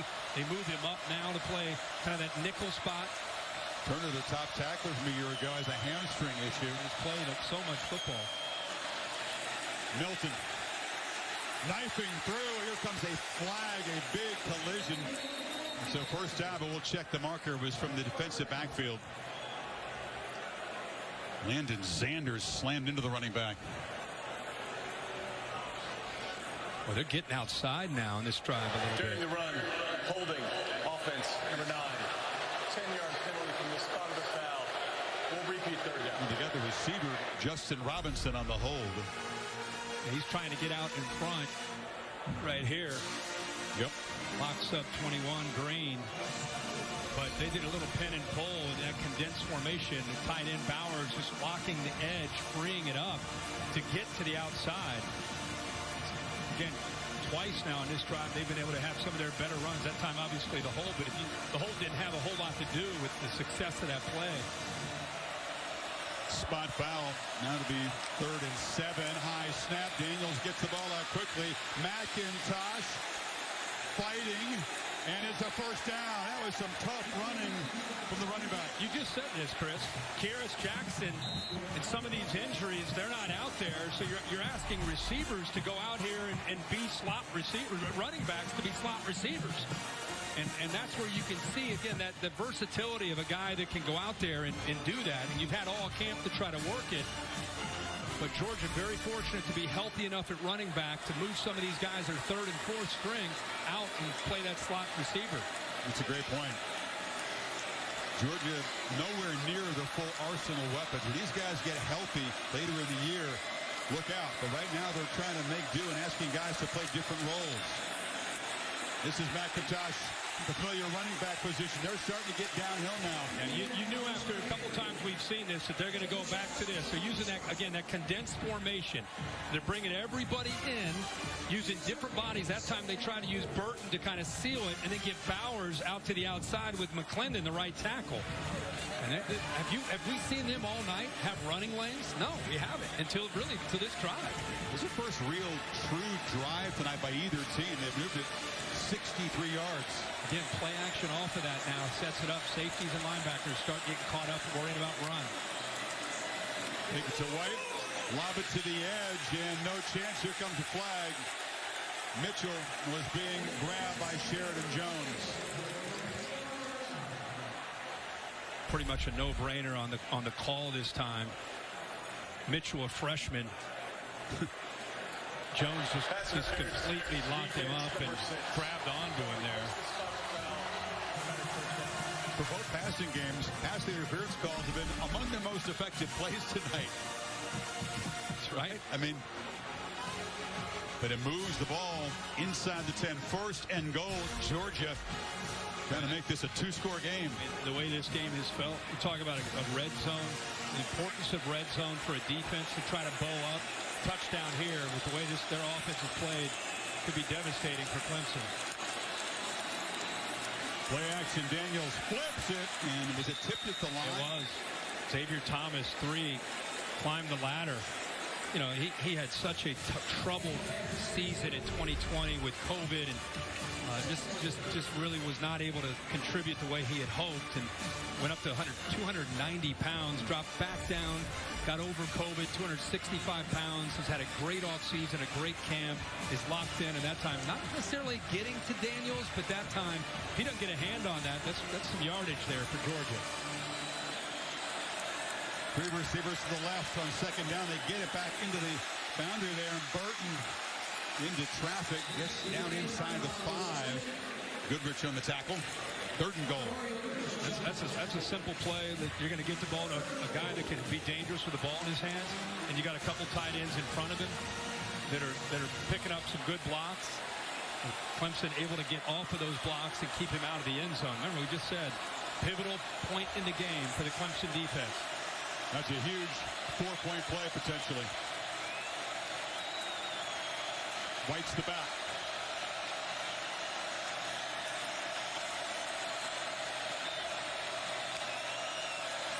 Daniels looking right, launches into heavy traffic. Broken up there, a dangerous throw. Brock Bowers was being bracketed at that time. It's 4th down. Wow, Makuba looked like he might be able to come up with an interception. And you're right, that was heavy traffic that he threw that in there. Skowski was back there as well. He had 2 different receivers running into the same area. Can't really tell who he's trying to get to. I don't know if he's trying to get to the bigger Bowers, who really gets his hands on the ball. He did. He somehow, boy, he got up.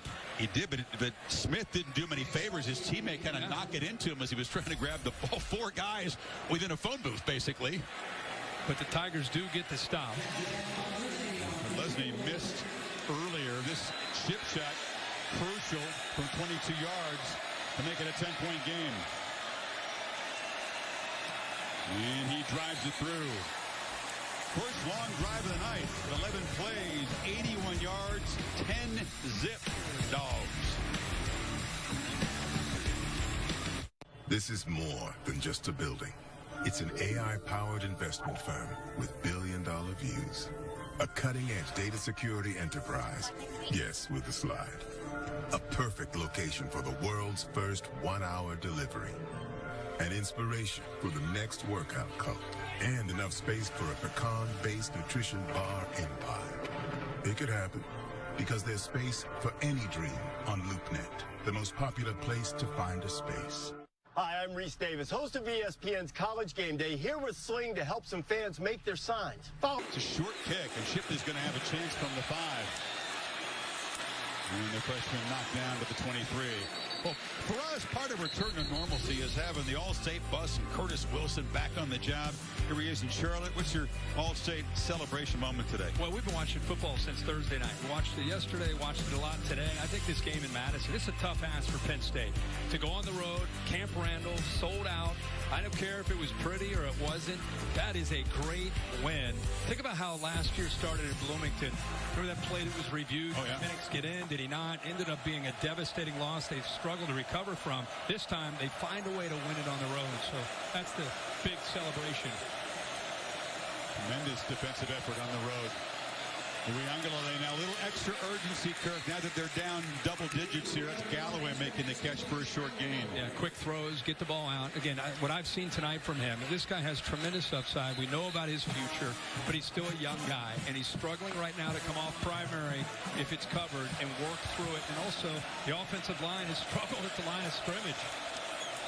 Here comes pressure again. They block Dean that time. A flag comes in. They might have held him to block him. And now another flag comes in late. A lot of pile of laundry on the field. That could be a chop block. Once you're engaged with a defender and then you go underneath, you submarine him. That's a problem.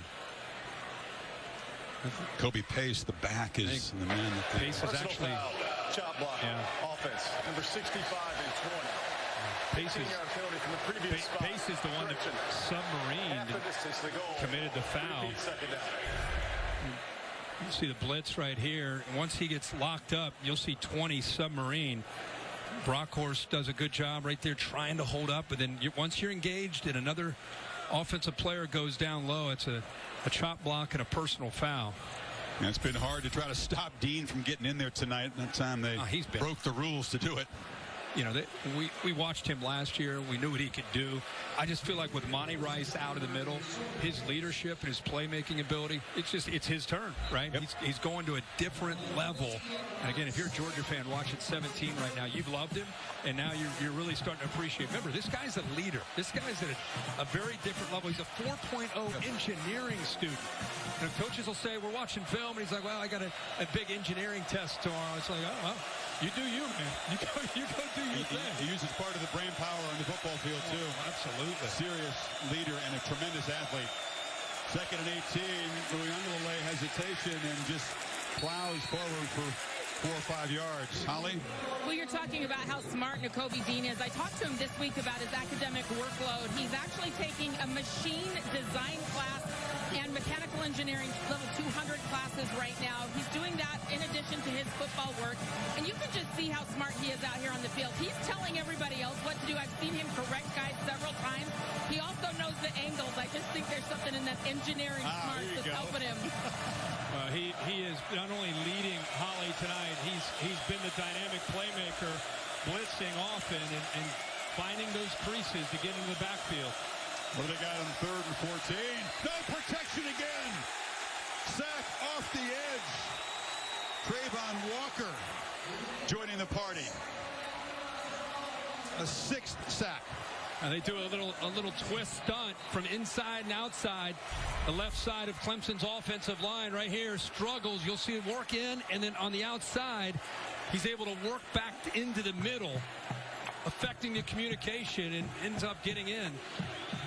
Kirk, it's shocking. I mean, all the years the Tigers, the stars come and go. The production doesn't dip. They have 92 total yards tonight. When you subtract all the yards from those sacks, 92. We're almost done with the 3rd quarter. Spires boots it from the goal line. Jackson drifting back to his 39. Sidesteps some traffic. A flag comes in on the return, which figures to spoil the field position. They would have had the ball in Clemson territory. We'll check the marker with 10 seconds left in the 3rd quarter. Georgia has run 44 plays tonight. Clemson the same number. During the returns, illegal block in the back. Return team number 7. 10-yard penalty from the spot of a foul. It'll be 1st down, Georgia. This is a little bit like NFL football, the number of plays. Speaking of Sunday, it's college football. The Fighting Irish, ranked number 9.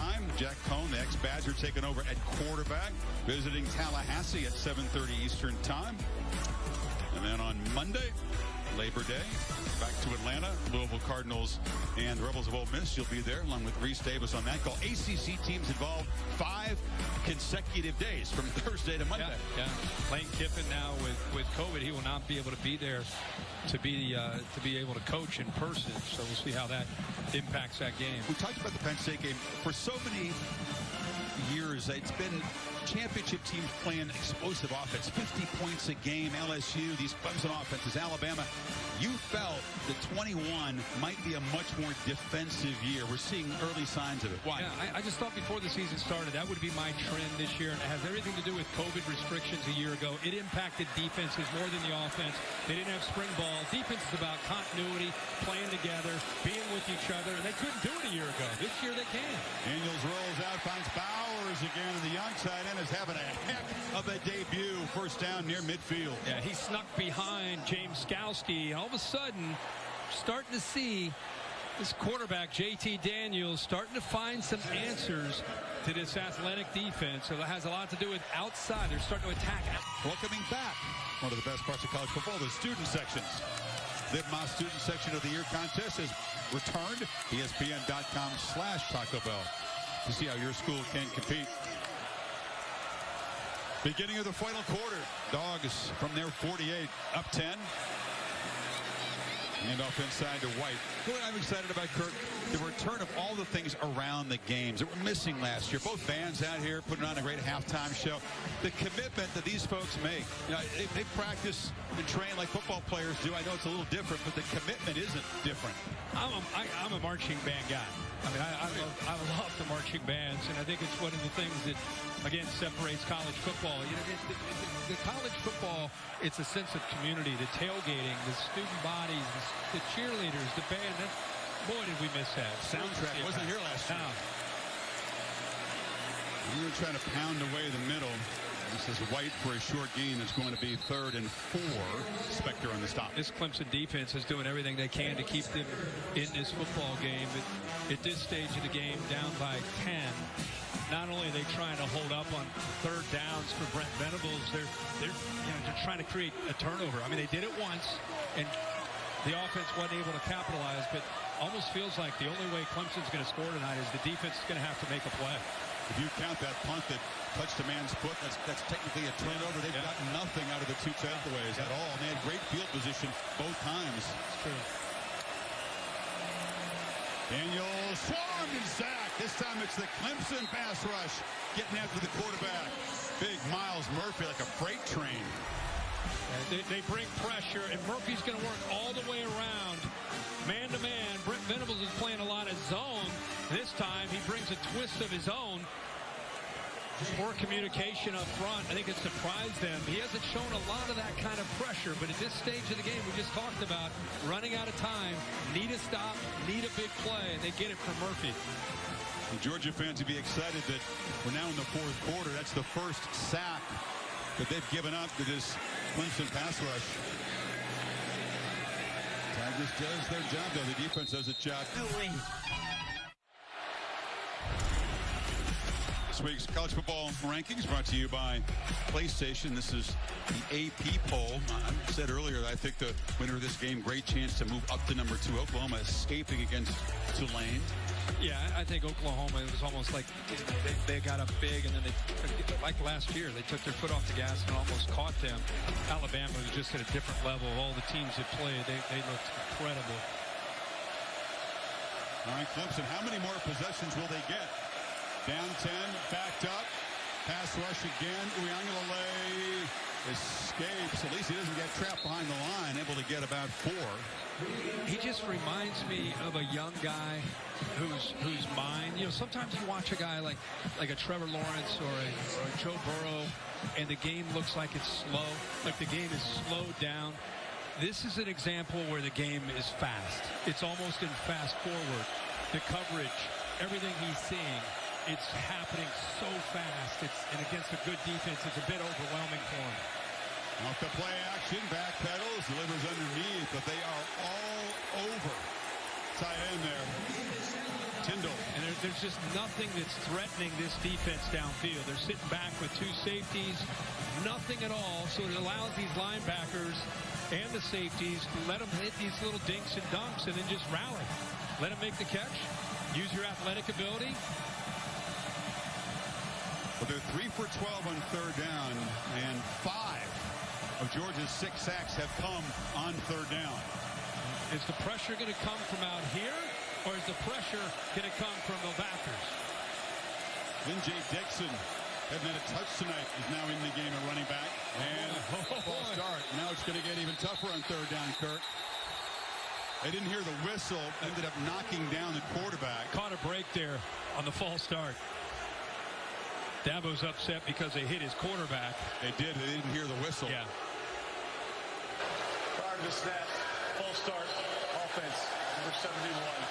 5-yard penalty. I mean, is this just a great opponent? Should Tigers fans be extremely alarmed with this offensive line going forward? The offensive line was the question coming into this year and after that Ohio State game. And it continues to be the concern. You know, you got to build continuity, and you got to find some guys that can handle a pass rush. The thing is, how often are they going to see this kind of defensive line and linebackers the rest of the season in the ACC? The third down was a nightmare in that game against the Buckeyes that you mentioned. It has been again tonight. Now they need 9. Allen comes in motion. 2 by 2. Uyunglele from the pocket delivers downfield, and running free is Ngata, and that's the huge play they needed. They're in Georgia territory. Yeah, a great job by Ngata getting off the coverage there by Kendrick, but it was the offensive line. We keep being critical of the line. They're not helping out. That time, Georgia doesn't blitz. They just bring 3. It allows the offensive line to give the big fella enough time. And the one receiver that's been able to get some separation is Ngata, and he comes up with a clutch catch on third down. Yeah, his 7th tonight, that one for 44 yards. Dixon, the veteran of this running back core, waited a long time to get involved tonight. Scoots for another first down. And also just good vision. That play was designed as an inside zone play, and it's just taken away. Remember how tough it is? We talk about the run between the tackles. He's trying to get the ball up in the middle. And right away he sees he can't get in there, but he bounces it out outside of Walker Parks, the right tackle, and he's got speed. So the vision and the speed, one of the better runs of the game after that big completion. Ngata, they follow it up with a nice run that time by Dixon. That's their longest run tonight of 10.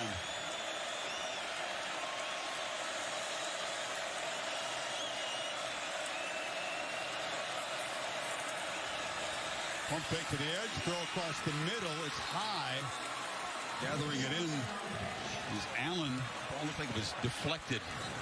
He's trying to get him to chase Dixon, try to get those linebackers out of position, and then work back to the middle. And Chris, you're right. I think that ball was deflected, trying to work it back over across the middle where those backers had left to try to chase down the fake. But good focus and concentration by Davis Allen to get the 8 yards. Tigers starting to get some rhythm now.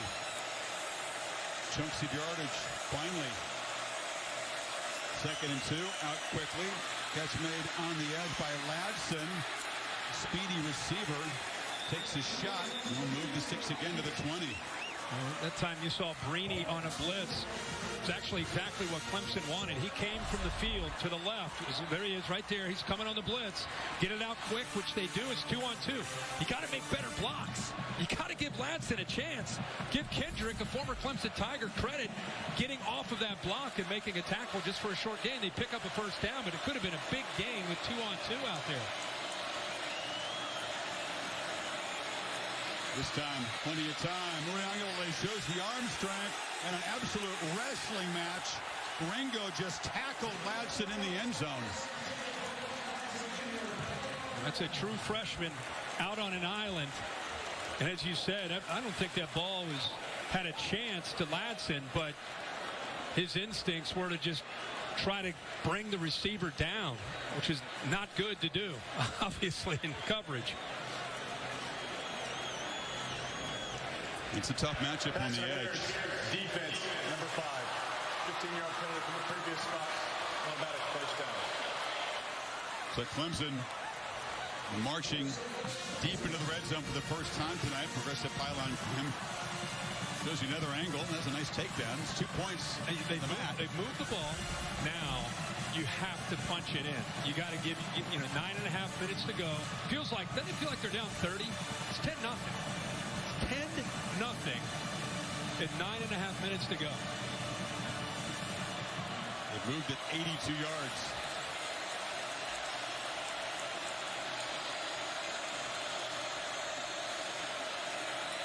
Fake it to Dixon. Uriangalele has to just throw it away. Again, smart. Nothing but traffic. 2 receivers next to each other. 2 DBs, and Smith, who had the pick 6, came on the pressure that time. Little smoke and mirrors. You got Justin Ross going in motion. Everything's covered. That's a great decision. Great decision. Instead of trying to force something and trying to be impatient, I got to try to force the throw in. Uriangalele that time just throws it away to live for this next down. He's a big dude. We haven't seen many design quarterback runs here at the 5-yard line. I keep asking, especially down here. How many times Deshaun, Taj Boyd, Trevor, down here, that's what they did. UB run. Instead, he drops back from the pocket, throws a slant into traffic. It's broken up nicely. There was Brini stepping in front of Ladson. It'll be 3rd and goal. That is really good coverage by the senior. Kind of playing him from the inside out. And as soon as he got to that back line, Brini gets his head turned, waiting for that ball to be thrown, and gets inside underneath him so he doesn't have pass interference and sees that football. Man, that was good. This is one of those crucial potential 4-point plays. Can the Tigers find the end zone? Empty backfield. Georgia defense all spread out. No pressure on Uriangalele at first. They bring pressure late, and he just chucks it out of the end zone. Excellent, excellent job by the Dogs in tight after giving up the big plays. I thought they put the flag up, and I think it might have been a shoe. Looked like a flag, but I think it's just a shoe from the Clemson wide receiver. You're right, Chris. Georgia hunkers down. Sure did. inside that, right about the 5-yard line. Great spread across the field. Yeah, and the plays there again. You taken away QB run. Georgia didn't even think about having to defend that. In Francisco, now two teams in the NL West battle it out. Dodgers, Giants, a great rivalry since the beginning of time, since they are both in the New York area. It's all presented by Taco Bell, 7 Eastern, also on the app. I know you're big with tennis these last few weeks. I'm big with baseball. I'm a Reds fan, and it's been a long time since I've been watching meaningful baseball in the month of September. Reds, for all of you that are concerned, they won 7-4 tonight. They're a half game up on the Padres in the last wild card spot. So keep an eye on that. I'm sure the fans listening tonight were absolutely riveted winning that Reds score. They demanded. They had to have it. Yeah. Had to have it. All right, Georgia back to work, but now the lead's just 7. Cook is the back. And Daniels, nothing doing. Tried to flip it out there on the edge. Mitchell. Can't get the ball downfield. We keep talking about how Clemson can't get the ball downfield. Georgia's had that same problem. Andrew Booth on one side. On that side, Mario Goodrich. And George Pickens, ACL in the spring. He'll be able to play this year, but not for a while. Dominic Blaylock also an ACL. He's closer to playing. He's been playing with the scout team, but he couldn't go tonight. You're really seeing the lack of a difference maker. I mentioned Kyrus Jackson hasn't quite looked himself with the knee brace. Pressure on second down. They flip it short. Smith makes the catch, gets out across the 30. Third down coming up. And that's a tough ask by James Skowski. And you get the ball to Smith. We just talked about difference makers. They feel that Arian Smith will become that. He's a freshman, 6 feet, 185 pounds. Talking world-class speed, like 10-100 type of speed. And Skowski's out there in the flat trying to catch up with him. That run is fast. That is flat. That's world-class. Hadn't gotten loose tonight. Georgia 4 for 11 on third down. They try to throw it short, and blowing up the play on the edge beautifully is Booth. What a play, fourth down. Well, it's not just a tackle, Chris. It was the anticipation and the reading of the play. He's able to get by a potential block of Burton, number 7, because he saw this and read this so quickly. See how he shoots right there?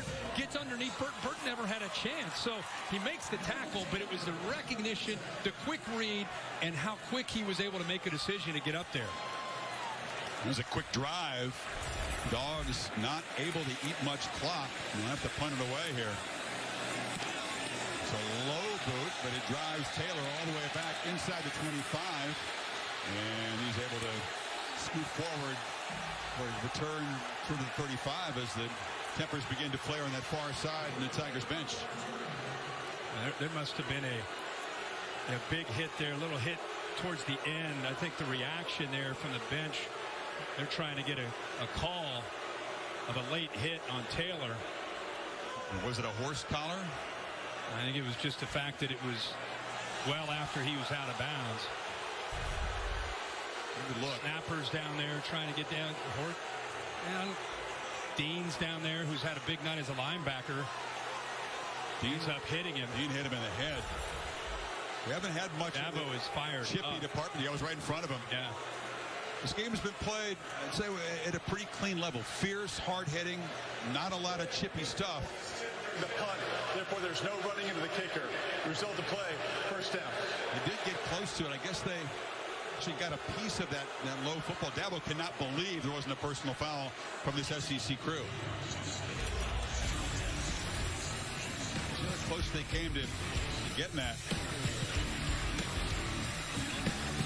A tip there. They didn't touch it. They did bump him. They didn't bump the ball, though. This is who we are. This is what we signed up for. I'm getting goosebumps right now.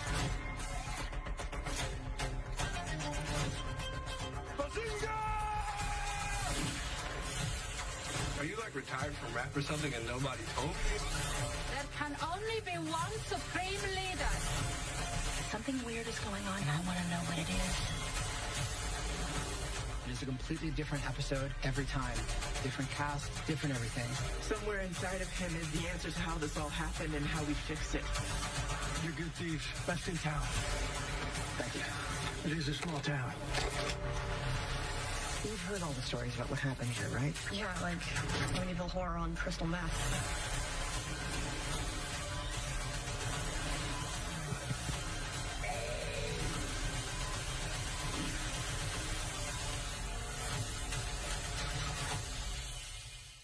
When Subway opened, they changed the fast food game. But sometimes you gotta refresh to be fresh. Welcome to the Eat Fresh Refresh, where there's so much new, some say it can't fit in one ad. I say, we're talking a new All-American Club, deli-style oven roasted turkey, and... Oh, that's the new steak and cheese. Oh, yeah, I knew that. That's the one with the new seasoning. And that was the new MVP Parmesan vinaigrette. Right, which makes the next level foot. Hold up, the Subway logo? Wait, I'm out of time.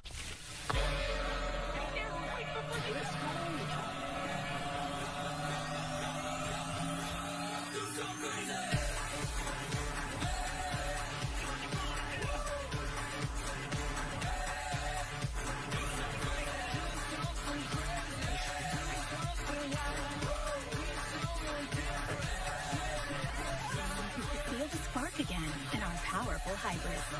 Toyota, let's go places.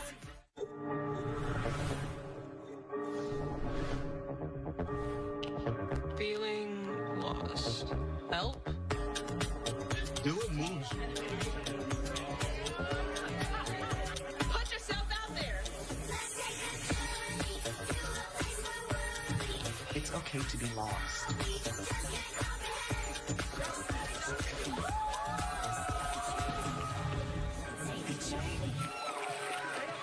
Now give me 3 laps. We're coming to practice too early. Come on, get some laps in. There's a review. They knocked Camarda down, but the official said the punt was tipped, so that would have waved up the flag. It was not tipped by our angles. They're reviewing this. Bill Lamagna, the review should confirm that it wasn't tipped. This would be the 5-yard variety. It wouldn't be a first down. That's correct. They've announced that it was running into the kicker, no running into the kicker because of the tip. Replay can review. The ball was not tipped, so we're talking about a 5-yard penalty. So Georgia could take that 4th and 2 and have the punt again. The center judge right there makes the call that it's tipped. It wasn't really that close, and he's there with referee Jason Autry. Dabo still wants the late will not hit. be improved. No, he still wants the late hit. He's been working on the officials since we left for break. I think he's got an argument for the late hit out of bounds. Dean hit him pretty late. Yeah. I do too, but it's smart they're talking to because they'll be given the option of punting again. Yeah, do you want to punt again? Give him 4th and 2. He's still... When it happens right in front of the coach and you don't call it, you're going to get that. Touching of the punt. SEC. Therefore, running into the kicker, 5-yard penalty from the previous spot. It will be 4th down and 2 yards from the 37-yard line. So this is what Bill was talking about. I don't think it's so much the snapper. It's this hit right there from Dean. I mean, he's 2.5, 3 yards out of bounds. I think he's clearly out of bounds. It's a shame they didn't pick that up because that's a major. I mean, that's 15 yards. Here's the question. It would have been offsetting. It would have. No. What would the call be? It would not be offsetting because that's a dead ball foul.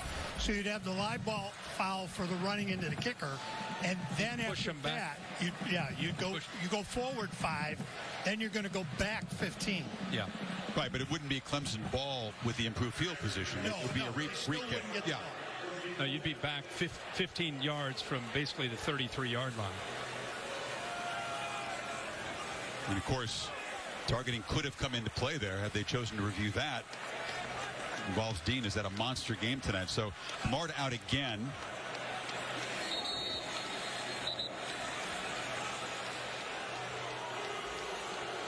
Nine penalties on Georgia tonight.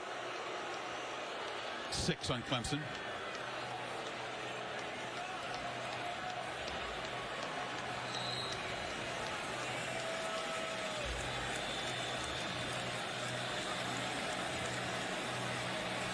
Tigers peel back. Don't come after Camarda. Try to set up a return. And the fair catch is made by Taylor back to the 25-yard line. So, DJ Uiagalelei, he's had a tough night, Kirk. You said he's been flustered. Hasn't had the kind of game he hoped, but it's a one-score game midway in the fourth quarter.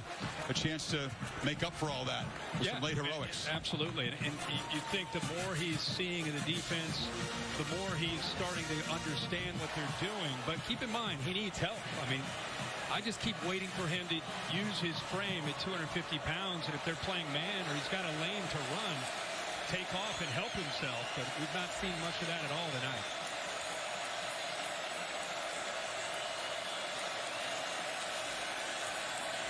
Delivers far side, broken up, and a flag comes in late.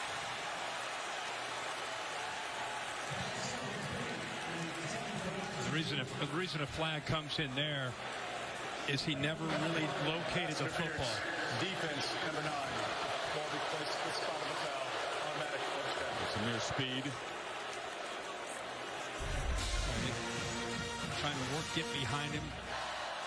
Ball's thrown as a back shoulder fade. I didn't see a whole lot of contact there. You almost wonder if that's a makeup call because Dabo's over there working him over on the sideline. Been a lot more contact than another route tonight. What the heck there?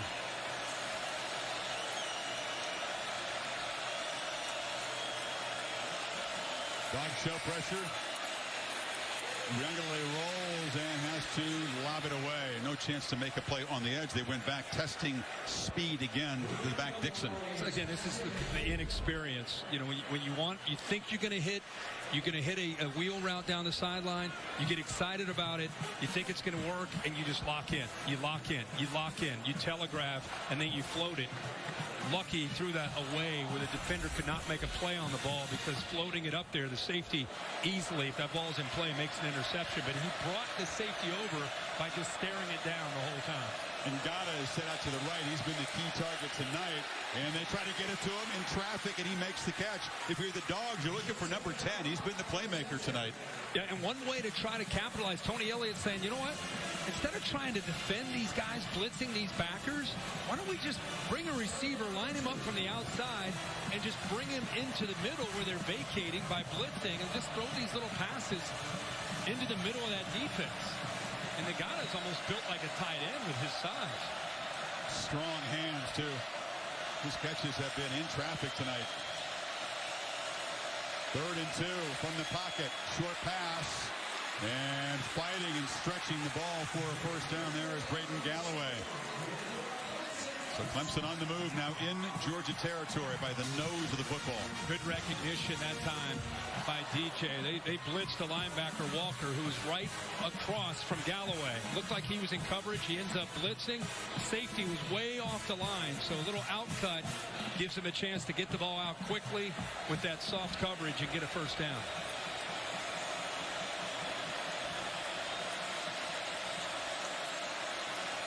Dropping back.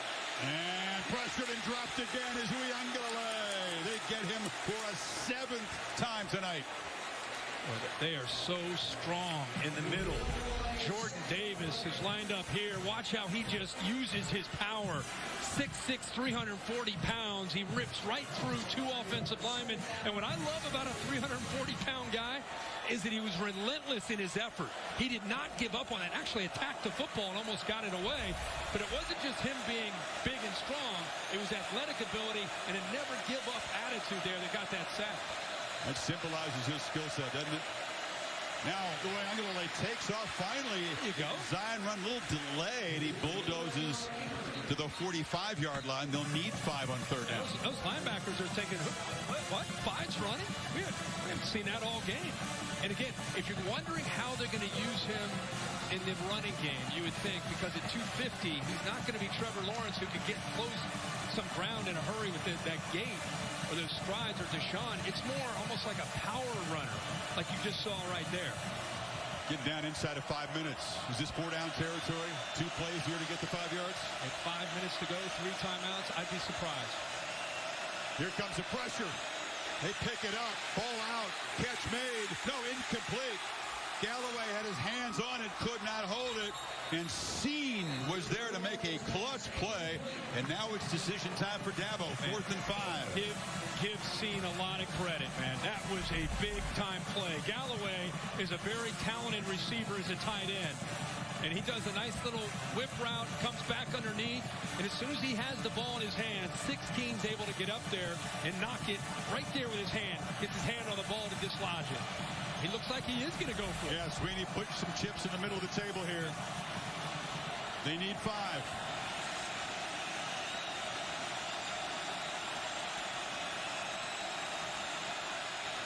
Heavy pressure, ball out, incomplete. They came flying up from the secondary, all 3 levels that time. Quarterback had no time. Dogs take over. Yeah, they brought Scene. They brought the 2 middle linebackers. You're right, Chris. They dialed it up here, and here. Overmatched the offensive line. Just not enough guys to pick up that pressure. And he's trying to hit the crosser, and that pressure got the best of him again. If you enjoy the defensive side, if you love a pass rush, man, you are heaven tonight. It's been ferocious. I mean, You know what sounds better than a sizzling single bacon king from Burger King? Mix or matching any of these great sandwiches. Buy one, get one for $1? Now featuring Defense have had to step up. They've had to come up with an answer. They've had to come up with a stop. And they've been able to do that. I mean, this game felt like it was getting away from Clemson. It felt like, well, they're going to get too far behind. But this defense has really answered the call. You mentioned it's 10-3, and we keep kind of kidding at breaks. It feels like it's a lot more than that. But Georgia's only scored a pick-6 and a field goal. That's it. So can the Tigers do it one more time as we get close to 4 minutes to go in this game and try to get the ball back to Uwe Ungalele? The old man Skalski directing traffic out there. White, can he get the edge? Well, he's knocked down at the 46. It'll be 3rd and short. Here's the only touchdown Georgia scored. Christopher Smith jumping the route. 74-yard pick-6 return. 3rd down play. Blitz coming. Smith is a veteran anticipating a throw right at the sticks, which is exactly what he got on a glance route. Jumped it, eyes up. And that is the difference in the game and the only touchdown that we have seen tonight. Talked about that Clemson defense, Kurt. Georgia only needs a yard. They can pick up 3 feet. They can keep chewing on this clock. With that sugar huddle, quick huddle here. Play clock down at 1. They snap it. On the end around, it was Cook. And they do move the sticks. It's been one of those kind of nights. If you just tuned in and watching, you've been watching a lot of other games and people are scoring points. I mean, we're going sugar huddle, jet sweep, fake the sweep the other way, go jet sweep back the other way, get that half yard, move the sticks. Even though Georgia got the first down, Clemson's going to spend timeout right here. 3:15 to go. Venables defense be one more chance to get him off the field, get the football back. Reminder, in this slot tomorrow night, Tallahassee. The Irish come calling. It's on ABC. So on the ESPN app. And then Monday night, Louisville and Ole Miss. Rebels a 10-point favorite in Atlanta. Interested to see Jack Cohn coming over from Wisconsin, where he was a starter and last year lost his job to Graham Mertz, who ended up becoming the guy in Madison. So he left, transfer portal, went to Notre Dame, won the job, and we'll get a chance to see how he's fitting into that offense. Got a lot of really, really good playmakers around him. Kyron Williams in that backfield, good receivers. I think one of the best tight ends in the country, Michael Mayer, against the Florida State team. Mike Norvell trying to change that culture, getting things going in Tallahassee. Big bodies up there. And trying to play some smash mouth football to bleed the clock. That's Kendall Milton.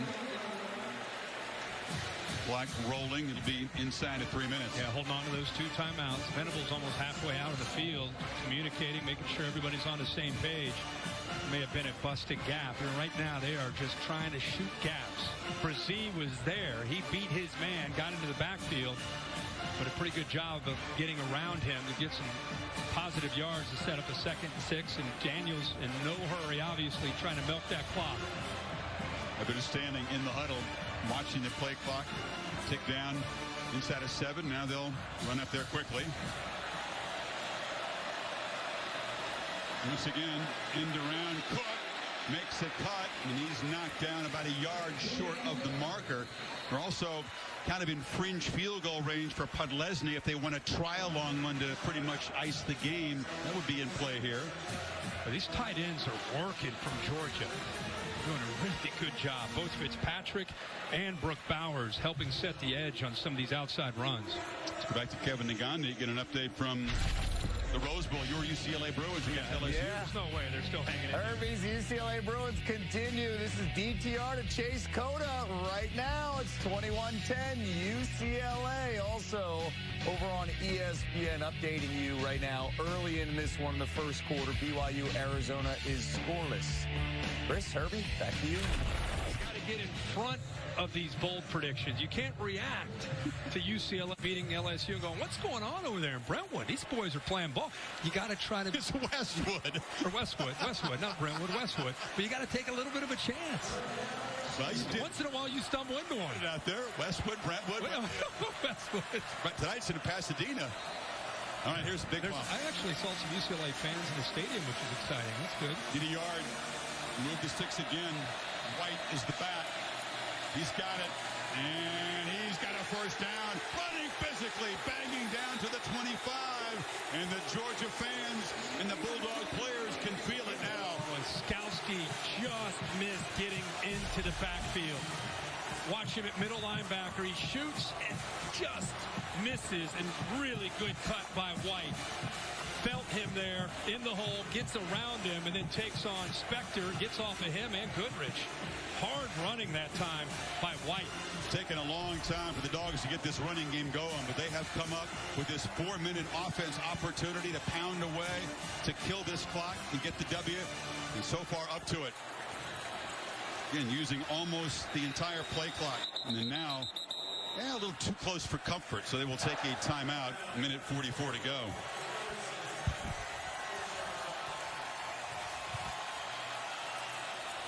Wow, and the intensity, the energy in this place, the collision of two heavyweights, inexperience on both sides, a lot of mistakes on both sides. The defense have had their way, but it's, first of all, it's fun to be in a close game with you.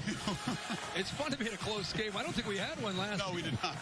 No, really, the whole season. We didn't have a close game. Really? What'd you say the average? I remember. It was every time. 26 points per game was So, hey, we got a one-possession game, and it's just, both these teams knew that it was going to be a battle. Both these teams knew when you take on a top-5 opponent, it's not going to be pretty.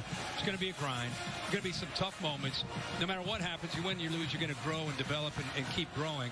And Clemson, man, if they lose this game, they've got to do a good job of getting their offensive line right. So much to learn from with their young quarterback and how they get better around it. Of course, the fact is Clemson's going to be heavily favored in all of their ACC games after this. That's why it's not an elimination game. This is White. But they don't want to hear about that. There's so much work to do, and this has just been such an un-Clemson-like offensive performance. And for Uiagalelei, who came into this season with a lot of hype, a lot of praise from his coaches, there's so much to like about him. Not what he expected from himself and what the Clemson fans thought was going to happen tonight. No, not at all. I mean, he came in highly decorated, could have gone to any school in the country, and ends up coming all the way across the country to go to Clemson to become that next guy after Trevor Lawrence. But I'll tell you this, I don't know what you're saying is if I agree with. I don't feel that they might be heavily favored, but I don't think it's just throw your helmet out on the field kind of year for Clemson with this offense. I didn't say that. I think there's going to be some games, especially when they go on the road, with this offensive line and with this young quarterback who's got tremendous upside, still trying to find a running back. I think they're at NC State. Could be at Syracuse on a Friday. Could be anywhere. I mean, okay. This offensive line right now with this offense, I know Georgia's great, but I don't know, man. But one more first down would do it. White tries to make a play, lowers the shoulder, gets down inside the 20. Tigers cannot stop the clock here, and Dogs won't have to snap this till about 50 seconds to go for this third down play. Yeah, we're talking a lot about Clemson, but we got to focus on Georgia too. I mean, it looks like they got a chance to probably win this game, and JT Daniels, they're going to continue to get better with this offense. This defense that Georgia has going to keep them in every game they play, going to make them, they're going to be a team that's going to be a heavy favorite in every game that they play. And you would expect them to have a chance to get to Atlanta and have another shot down the road, more likely to play Alabama in Atlanta. We got UAB next week. Then they got 5 SEC teams in a row that they have dominated in recent years. It includes a road game at Auburn, and then, of course, the cocktail party. Yep. And I don't know if they're heavily favored in that, but they look good, and they look like the clear favorites to once again lead the country in rush yards allowed. Clemson has a grand total of 2 rushing yards when you subtract the sack yardage. What I like about Georgia's defense is I like how Dan Lanning and his personality with Kirby Smart, you could just feel the confidence that they have in their front. And they've got some special leadership with this group. Wyatt up front. Davis gets a lot of attention, but Wyatt's leadership, attitude from Nolan Smith, Dean's leadership, Adam Anderson's playmaking ability on the back end. You have Seen and Smith at safety. I don't know. There's just a lot of intangibles and kind of love for one another that make this defense going to be really fun to watch all year. So they can run this play. Obviously, if they make the first down, it's game over. Even if they don't, play clock will wind all the way down. They would choose to either try to kick a field goal to put the game away or run some kind of 4th down play and leave Clemson almost no time. Yeah. White. Forget the strategizing. Don't need to worry about that as he barrels for a first down, and the Dogs are going to come to Charlotte, the Tigers' backyard, and get a huge momentum-building W. The hype will begin to build for this team. They could move up to number 2 right behind Alabama, even though the offense didn't find the end zone. I'll tell you, man. Kirby would be satisfied with this one. You take on a matchup like this in college football, it is so good for the game to see the willingness to play in games like this. And Clemson's going to fall back, but they're going to have a chance to regroup. But this is monumental for Georgia. A big win against a rival in Clemson in a top 5 matchup to start the season. Not pretty, but gritty. And again, if you enjoy a ferocious pass rush, a lot to appreciate tonight from Kirby Smart's defense. They sacked Uiagalelei 7 times, harassed him a whole bunch of other times, influenced a lot of throws, and made him look mighty uncomfortable. Yeah, I think that was the goal. As good as he's going to be, he's still a young guy, right? He's still trying to figure things out. And I think what happened last year is he came in against Boston College, and he came in against Notre Dame, and he had so much experience around him that it made it just look like, oh, no problem. This is turnkey with a guy like this. And without Travis Etienne and without